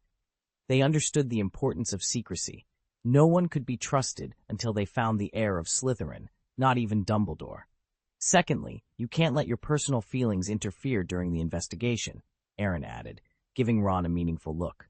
Ginny, Ron began, but was silenced by Aaron's sharp gaze. He quickly corrected himself. Got it, I will handle this professionally. Aaron nodded in satisfaction.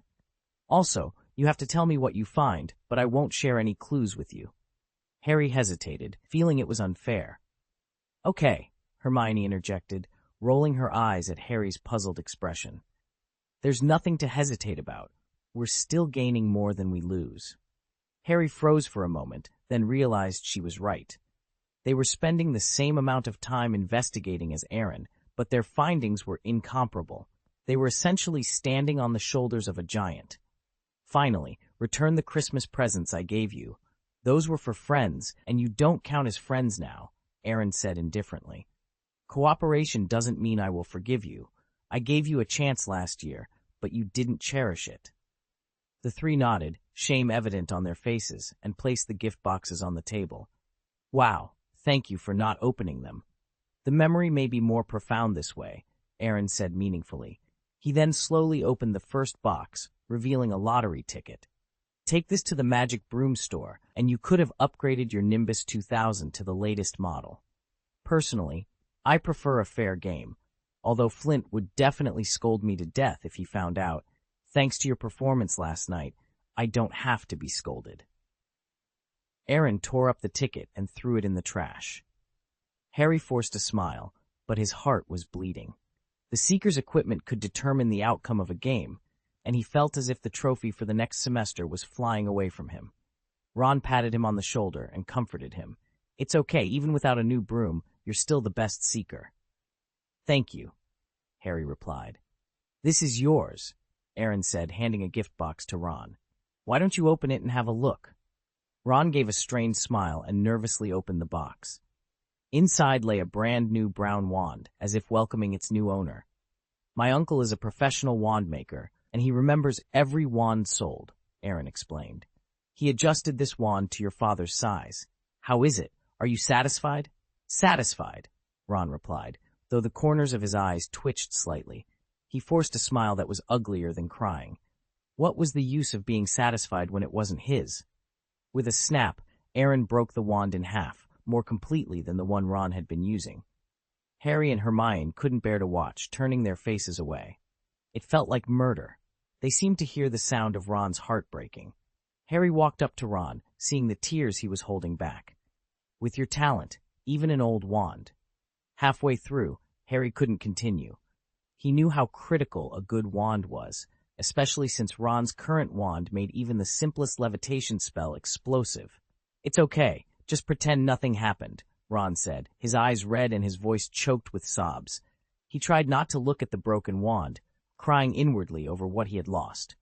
Next, it should be me, Hermione said, trembling slightly. Hermione glanced at the last gift box and said, I guess there's a book in it. Your intelligence never ceases to amaze me, Aaron replied with a smile. He pointed his magic wand at the gift box, and the ribbon untied itself. A book with a dark blue cover, worn with age, but no, tea-heavy, floated into his hand. This is the work of a great magician, complete with his notes and autograph. To be honest, I think Lockhart is a clown, so I wanted to give you something with more practical value. This is real knowledge. By the way, you know the author of this book, Nicholas Flamel. Hermione staggered, nearly falling to the ground, empathizing with Harry and Ron. You're not going to tear it up, are you? Of course not. Although I've memorized everything in it, Flamel's notes are infinitely more valuable than Lockhart's autobiography. They are enough to attract countless wizards, Aaron said as he rolled up the book and stuffed it into his pocket, much to Hermione's concern. Harry and Ron looked at Hermione with pity. They had only lost material possessions, which, though distressing, they could accept. But Hermione was losing something far more precious, intellectual wealth. For a scholar like her, there was no greater cruelty. I've said everything that needs to be said and taken back what should be taken back, Aaron declared, extending his right hand. It's been a pleasant cooperation. The three of them smiled wryly and shook his hand. Though their hearts were heavy, they had gained something valuable. This foundation of cooperation meant that at least Aaron wouldn't see them as enemies in the future. By the way, one last question, Aaron said, suddenly thinking of something. He asked jokingly, this won't happen again, will it? No, absolutely not, Hermione promised solemnly, while Harry and Ron shook their heads vigorously. The 3 gift boxes that had been taken back were a clear reminder of the heavy price they would pay for not being honest with their friends. Chapter 178, The Diary Thrown in the Bathroom. A few weeks later, the students who had finished their Christmas break returned to school to start a new semester. During this period, Harry, Ron, and Hermione carefully checked the 3 common rooms. Their method was simple, yet effective. They donned the invisibility cloak and waited for Hufflepuff or Ravenclaw students to open the doors to their common rooms. Of course, the Gryffindor common room was their own, so it wasn't as troublesome to check. In addition, they conducted a secret investigation of 23 suspects based on the list provided by Aaron, but they found nothing. Fortunately, the air of Slytherin seemed to have quieted down during this time, and there were no more attacks. So, you really didn't find anything? Aaron asked, walking down the corridor and looking at Ron thoughtfully. What about Ginny? Are you sure you're not being partial? She is definitely not without suspicion. I guarantee it with my personality, Ron said seriously. Every time I hinted about the Chamber of Secrets, she acted very scared, and once she even pushed my brother down. Is that so? That's going to be difficult. I checked all the students in the school and only screened out these 23 students, but now the clues are broken again. I couldn't find any hidden mechanisms in the common rooms, and I'm sure it has nothing to do with the Chamber of Secrets, Harry murmured. The principal's office can basically be ruled out, leaving only the Forbidden Forest and the Black Lake. There is another location, Hermione said, looking at Aaron. It's about time you told us. No, Aaron refused without hesitation. I'd rather check the Forbidden Forest and Black Lake first than go to that kind of place. The three of them exchanged puzzled glances. Could this last location be more dangerous than the Forbidden Forest and the Black Lake? Then can you ask the heir from 50 years ago? Harry hesitated. He may have some clues. His clues are in the Forbidden Forest. They are of low value and very dangerous. I don't recommend you go, Aaron said, frowning slightly. Maybe you didn't check carefully enough, or maybe I missed an important place. At present, our progress is stuck here. If we want to go further, we can only wait for the heir to make a move next time. Better not. I think so too, but the heir may not be so kind, Aaron said as he walked up the last step, but stepped into a puddle just after taking a step. Hermione looked at the half-flooded corridor in front of her and pointed to the door with a failure notice in astonishment. I think there may be a leak in the common room. It should be from Moaning Myrtle. How about we go and have a look? Aaron was stunned for a moment and slowly took a step back. You guys go. I'll wait here. I don't like dealing with that female ghost. The three shrugged, lifted their robes, and walked through the stagnant water. A few minutes later, Aaron heard Myrtle yelling and cursing. Even though it was more than 10 meters away and a door separated them, the voice was very clear. When Harry and the others came out, their shoes and socks were completely soaked. It's probably a prank. I don't know who turned on all the taps, Hermione said. And this, Harry added, holding up a diary with a completely soaked black cover. It's dated 50 years ago. The owner's name is Tom Riddle, but nothing else is written. Let me see, Aaron said, taking the diary from Harry's hand and pulling out his wand. Hurry up and reveal yourself. There was no response from the diary. Not a single word was revealed. Is there something wrong with this diary? Harry asked suspiciously. This is inevitable, Aaron said firmly. 50 years ago, the Chamber of Secrets was opened once, and now, 50 years later, a wordless diary is thrown in an abandoned girl's bathroom. No matter how you look at it, it's no coincidence. There must be some secrets hidden in this diary. When Harry heard the word coincidence, the corners of his mouth twitched slightly, and he said awkwardly, Maybe you're right. Aaron smiled. Maybe it's just an ordinary diary. Yeah, an ordinary student picked up a 50-year-old diary and didn't want to spend the energy to record anything in it, so he found an abandoned place and threw it away, Ron chimed in. At least I would. Aaron didn't quite believe them and smiled meaningfully. Then why didn't the student throw it into the trash can, but instead threw it in Myrtle's bathroom? And why unscrew all the taps? Isn't that a bit excessive? Hermione said with some embarrassment. The two of them were just as suspicious as you before, which caused those misunderstandings. Don't get me wrong, it's clearly premeditated, Aaron said angrily. It's completely helpless for me to cooperate with you now. But I do have a simple way to prove my guess. After saying that, Aaron threw the diary into the air and quickly cast a flame spell. Flames shot from his wand and hit the diary directly. To their surprise, the diary, though touched by the fire, only emitted a few wisps of blue smoke and returned to its original state after a few seconds. Humph, Aaron sneered. See, this is what makes the facts speak louder than words. Harry picked up the diary. The soaked part had dried out, and there was still not a word in it. It looked like an ordinary old diary, but at that moment, he believed Aaron's words. There was definitely a secret in this diary, and it was probably related to the Chamber of Secrets. Aaron, do you have any way to crack the secret inside? You really think highly of me. Aaron shook his head, directly cutting off the shortcut Harry wanted to take. My method has been used just now, but only one accurate conclusion can be drawn. The diary is protected by powerful magic and is difficult to destroy. Harry wasn't too disappointed. He looked at the only name on it with green eyes and murmured, Tom Riddle. We can look it up from the name. Come on, I'm optimistic about you. Aaron patted him on the shoulder. I'm not very interested in the history of 50 years ago because I know the heir who was expelled. But according to our cooperation conditions, if you crack the secret inside, you must tell me unconditionally. Got it. Harry put the diary away helplessly. Day by day, the mandrakes became moody and taciturn, quickly outgrowing their peers. When their acne disappeared, They could be sliced and boiled to restore those petrified students, animals, and ghosts to their original state.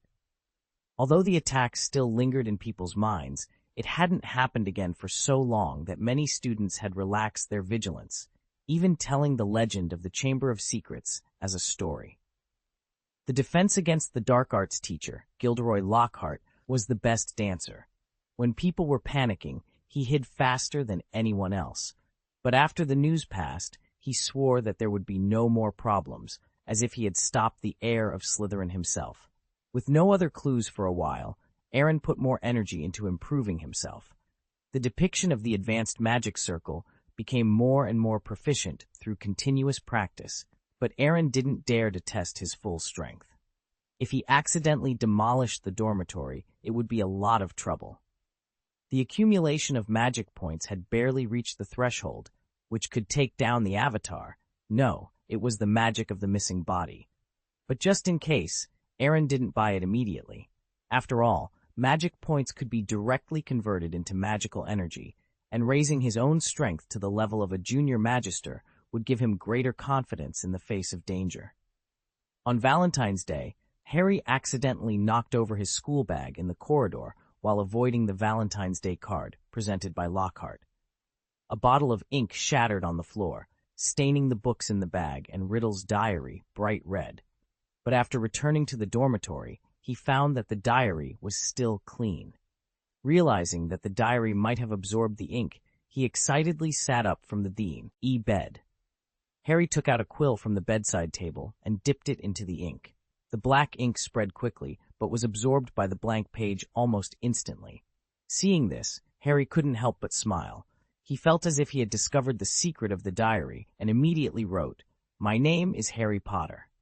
The words flashed and seeped into the diary like a drop of ink. After a moment, a line of text appeared on the blank page. "Hello, Harry Potter. My name is Tom Riddle." Harry's eyes widened as he stared at the gradually disappearing words, stunned for a few seconds before regaining his composure. He wrote, "Do you know about the Chamber of Secrets?" But before lifting his pen, he added, "It would be great if you could provide the specific location of the Chamber of Secrets." The writing slowly disappeared, and soon the diary responded, "I know about the Chamber of Secrets, but I don't know the exact location." Harry felt a pang of disappointment. He had hoped for a major discovery, but it seemed the diary's help was limited. With a sense of regret, he wrote another line, "Can you tell me more?" The diary responded immediately. "The situation that day was very complicated, but you can look into my memory." Harry was taken aback. Accessing someone else's memories? This diary didn't seem capable of such a thing. But before he could react, another line appeared. "I will take you back to 50 years ago." The handwriting disappeared, and the diary's pages turned rapidly as if blown by a strong wind, stopping at June 13th. Harry carefully picked up the diary, and a strong white light seeped out, enveloping him and pulling him into a world of light and shadow. When Harry opened his eyes again, he found himself in a gray and white version of Hogwarts.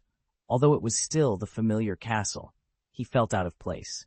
He could see and hear everyone clearly, but they couldn't see or touch him. His presence was less than that of air. This memory of Riddle corresponded to the time when the Chamber of Secrets was opened 50 years ago. Harry followed the young Tom Riddle to meet the then Principal Dippet. From their conversation, he learned about Tom's life: mixed blood, a Muggle father, a wizard mother who died after giving birth to him, and growing up in a Muggle orphanage. Silently comparing their lives, Harry found himself sympathizing with Tom for the first time. His own parents were both wizards, making him a pure-blood wizard, and he had inherited some wealth from them. Although it was nearly spent now, at least he didn't start with nothing. Both of his parents had died, but he had experienced the warmth of family, the deep love of a father, and the great love of a mother before he was 1 year old. Although he couldn't clearly remember that happiness, it undoubtedly existed. Growing up in his uncle and aunt's house had been uncomfortable and dependent. He was unpopular and often bullied by his big cousin, but compared to the orphanage 50 years ago, where there was no food, no warm clothes, and no good sleep, his situation seemed almost warm by comparison. Chapter 179, Selling Someone Quietly. When the conversation between Riddle and Dippet turned to the attack, Harry had to set aside his meager sympathy and listen intently, fearing he might miss any crucial details. As he listened, the corners of Harry's eyes twitched slightly, and a bitter smile appeared on his lips. Back then, a little girl had died, and the Ministry of Magic planned to close Hogwarts for safety reasons. Tom Riddle had to leave the school and return to the orphanage. Harry's current situation wasn't much better than Riddle's at that time. If another attack occurred, history might repeat itself. If Hogwarts were closed, Harry would have to return to his uncle's house and continue his miserable life there. Unless, as Riddle suggested, they caught the murderer who opened the Chamber of Secrets, ended all this, and ensured the school's safety. Unfortunately, Riddle never mentioned who the heir to the Chamber of Secrets was from beginning to end. After leaving the headmaster's office, Harry continued to follow Riddle and noticed that his expression gradually changed from hesitation to determination, as if he had made up his mind. At this moment, Dumbledore from 50 years ago suddenly appeared in Riddle's path. "It's not good to be out so late, Tom," Dumbledore said. "I had to see the headmaster just now, sir," Riddle replied. "All right, go to bed. It's best not to wander the corridors these days," Dumbledore advised, staring at Riddle for a few seconds before saying goodnight and walking up a flight of stairs. Riddle turned a corner and quickened his pace after ensuring no one was around. Harry followed him down the dark corridors until they stopped at a door. Riddle pulled out his wand and opened the door roughly. "Good evening, Hagrid. I have to report you. I know you didn't mean to kill, but—" Riddle began. "No, you don't understand," the young Hagrid said, blocking a wooden box behind him with his giant body. "The dead girl, her parents will come tomorrow." Riddle pointed his wand at Hagrid. "Hogwarts must ensure that what killed their daughter is brought to justice." "It's not it. Aragog never killed anyone, never," Hagrid explained eagerly. "Monsters can't be kept as pets. Get out of the way," Riddle demanded. "No," Hagrid stood his ground. "Get out of the way, Hagrid." Riddle insisted. "No," Hagrid repeated. Riddle couldn't bear it anymore and waved his wand. The treasure appears. A sudden light hit the box behind Hagrid, and out came a huge spider. The spider had 8 shining eyes and sharp pincers. It rushed to the door in a panic, its legs making sparse sounds as it ran. "Hit the giant spider!" Riddle shouted, sending a white light from his wand, but the spider dodged it. Riddle tried to give chase, but Hagrid lunged at him, grabbing his wand and knocking him to the ground, buying Aragog enough time to escape. The memory ended there, and Harry felt his world spinning.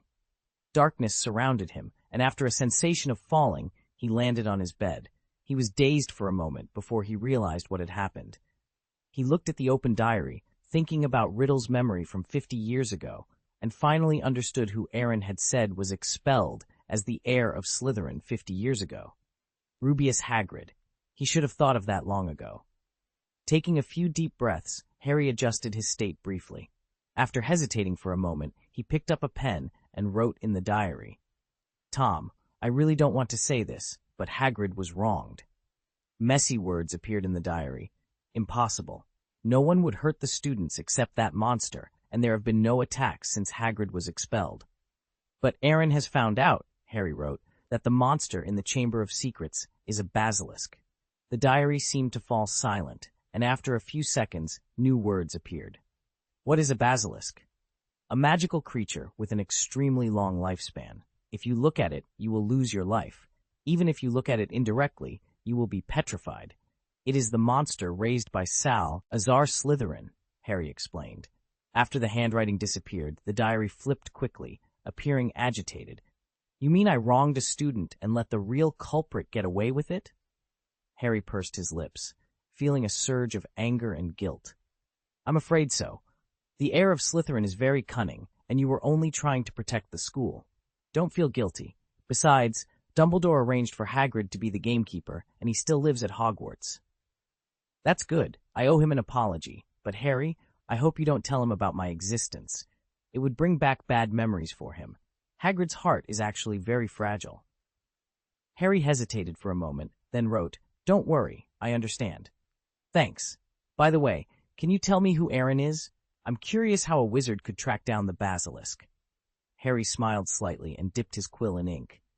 Aaron Gaius, he's my good friend, a very talented Slytherin, but I seem to have done something wrong, and I feel very sorry for him. He seems more distant from us than before.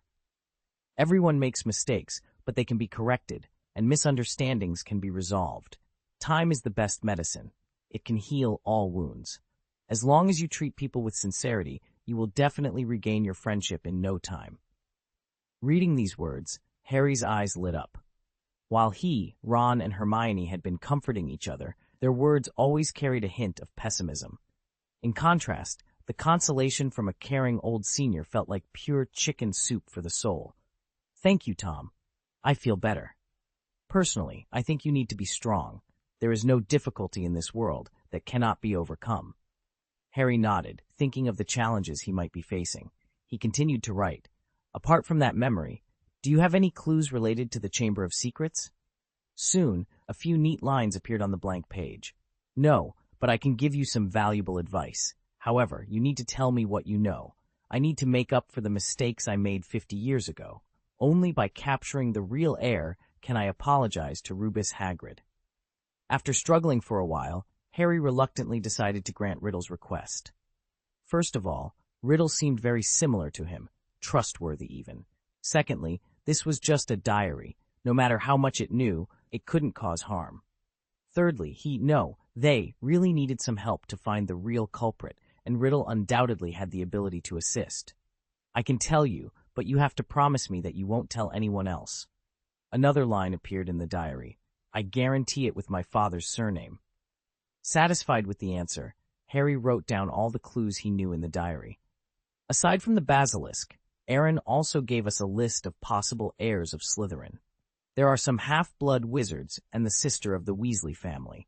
Unfortunately, we found nothing.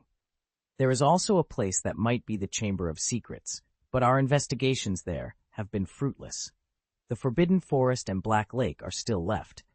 Aaron didn't tell us all the clues, and the last possible location made him so secretive that he didn't want to say anything. Maybe there is something unspeakable. Everyone has their own secrets. You have to try to understand him. I know that. Harry shrugged, and the quill hovered over the diary for a moment before continuing. Tom, is there anything you can do to help us? No, but don't act rashly just yet. Aaron thinks so too. He's afraid that the real murderer behind the scenes will fight Hogwarts to the death and won't let us notify Dumbledore unless it's absolutely necessary. He's right. You need to hold your breath at this time. Respond to all changes with calmness. As long as the real murderer dares to hurt someone again, he will definitely reveal himself. But we can't risk the lives of our students, Harry wrote eagerly. It's not that I don't know that Dumbledore will make the real. Harry felt a surge of determination despite his apprehension. Then you have only one choice, the diary had written. A line of words caught Harry's attention, and before he could ask, another line appeared. Go to Hagrid. He has a good relationship with many magical creatures. With his help, you may find it easier to investigate the Forbidden Forest. But what should I tell Hagrid? Harry wrote, feeling uncertain. Hagrid had been unjustly expelled 50 years ago for raising a magical creature. Aaron wanted to help him keep that secret. Mentioning the Chamber of Secrets and asking for his help might be like reopening old wounds. This is indeed a bit difficult, but I believe you will handle it well, as long as you do it in the right way. My time is running out. Bye. After writing these lines, the diary quickly flipped shut. Harry stared at the black cover, pondering. He assumed the diary's magic had been exhausted, but it didn't matter. Riddle had already given him enough information and encouragement. He would proceed cautiously. Meanwhile, in the Slytherin common room, Aaron was practicing a complex magic circle. Suddenly, his right hand trembled, causing the intricate design to be ruined. Sparks dotted the table, and Aaron frowned. This had never happened before. He was usually able to maintain full concentration. Could this be an ominous sign? He dismissed the thought. It was impossible. He had hidden his true intentions well and posed no apparent threat to anyone. There shouldn't be anyone targeting him. Chapter 180. Nothing wrong with this brain supplement. In an empty classroom, Harry called Aaron, Ron, and Hermione together, eager to share the secret of Riddle's diary. After listening to his narration, Hermione and Ron turned to Aaron simultaneously. "You already knew that Hagrid was wronged?"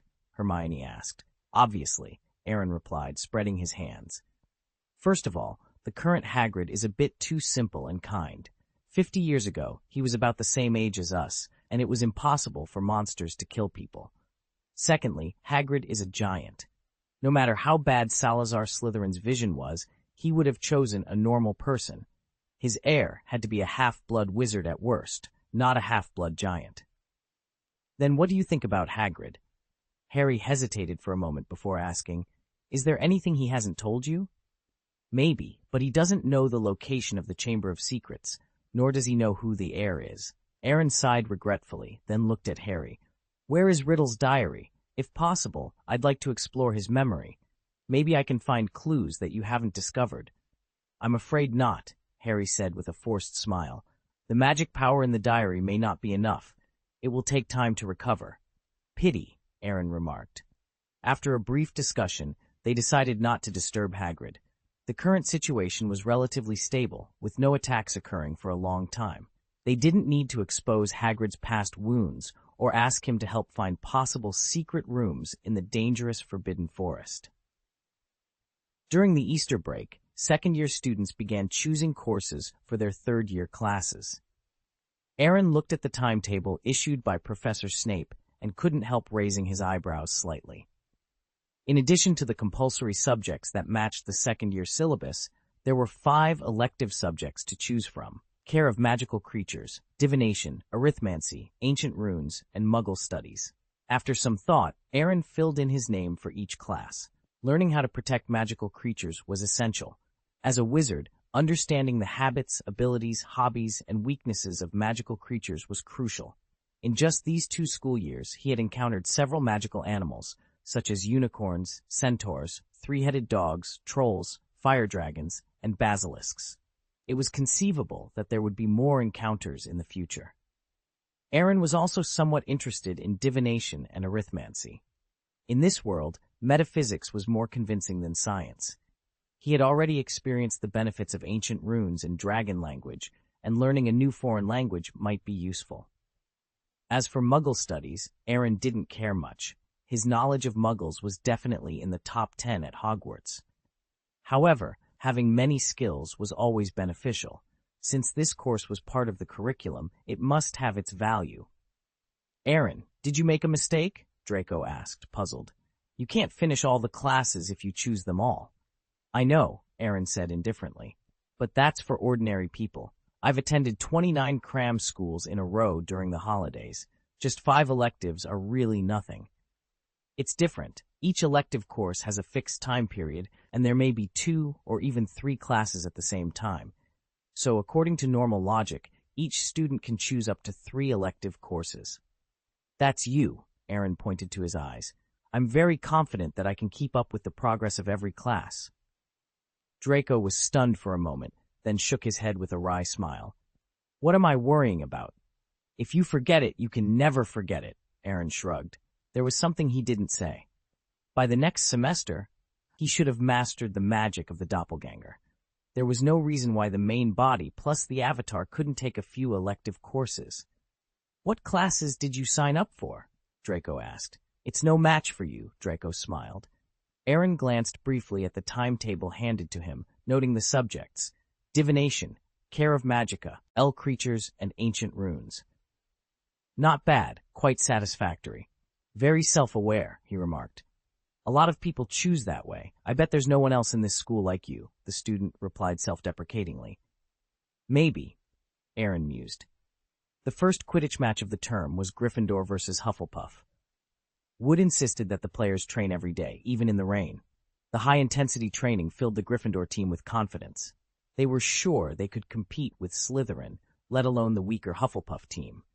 However, the day before the competition, Harry encountered a flustered Neville Longbottom just after training. "Harry, I don't know who did it, but you'd better come and see for yourself." Pushing open the door of the dormitory, Harry's good mood vanished instantly. His suitcase was open, clothes strewn everywhere, drawers pulled out, and all his belongings scattered. Even his bed sheets and quilts were torn off and left in disarray. It looked like a robbery had taken place. Ron walked in and gaped at the chaotic scene. What happened here? I don't know, Harry replied, spreading out his bedsheet and quilt. He began picking up his things from the floor and putting them back in the boxes. It looks like someone was looking for something, Ron observed. Harry paused, then checked his bedside table carefully. His heart sank when he realized a black diary was missing. Tom Riddle's diary is gone. What? Ron exclaimed. The two of them immediately left the dormitory and headed to the common room, where they found Hermione engrossed in a book. Something went wrong, Hermione, Harry said, slightly out of breath. Riddle's diary was stolen. Hermione's eyes widened in surprise, but she quickly regained her composure. It must be someone from Gryffindor. Outsiders don't know our password, unless the thief isn't a student. We need to inform Aaron as soon as possible. It's getting dark now, and we can't leave the common room. Maybe tomorrow, during the Quidditch match, Harry suggested. Hermione and Ron nodded in agreement. The next day, after breakfast, Wood enthusiastically gathered the Gryffindor team members in the locker room and explained the tactics using the blackboard. This time, we're going to play our style. Hufflepuff is no match for us. We are stronger, faster, and smarter.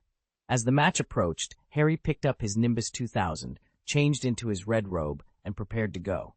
Meanwhile, Hermione and Ron found Aaron in the stands, holding a dragon cub wrapped in a green scarf. It's not easy to find you, Ron said as he approached. We have something urgent to tell you. Do you have any new clues? Aaron asked. I don't know if it counts as a clue, Hermione said seriously. Tom Riddle's diary was stolen from Harry's dormitory. Aaron immediately stood up. When did this happen?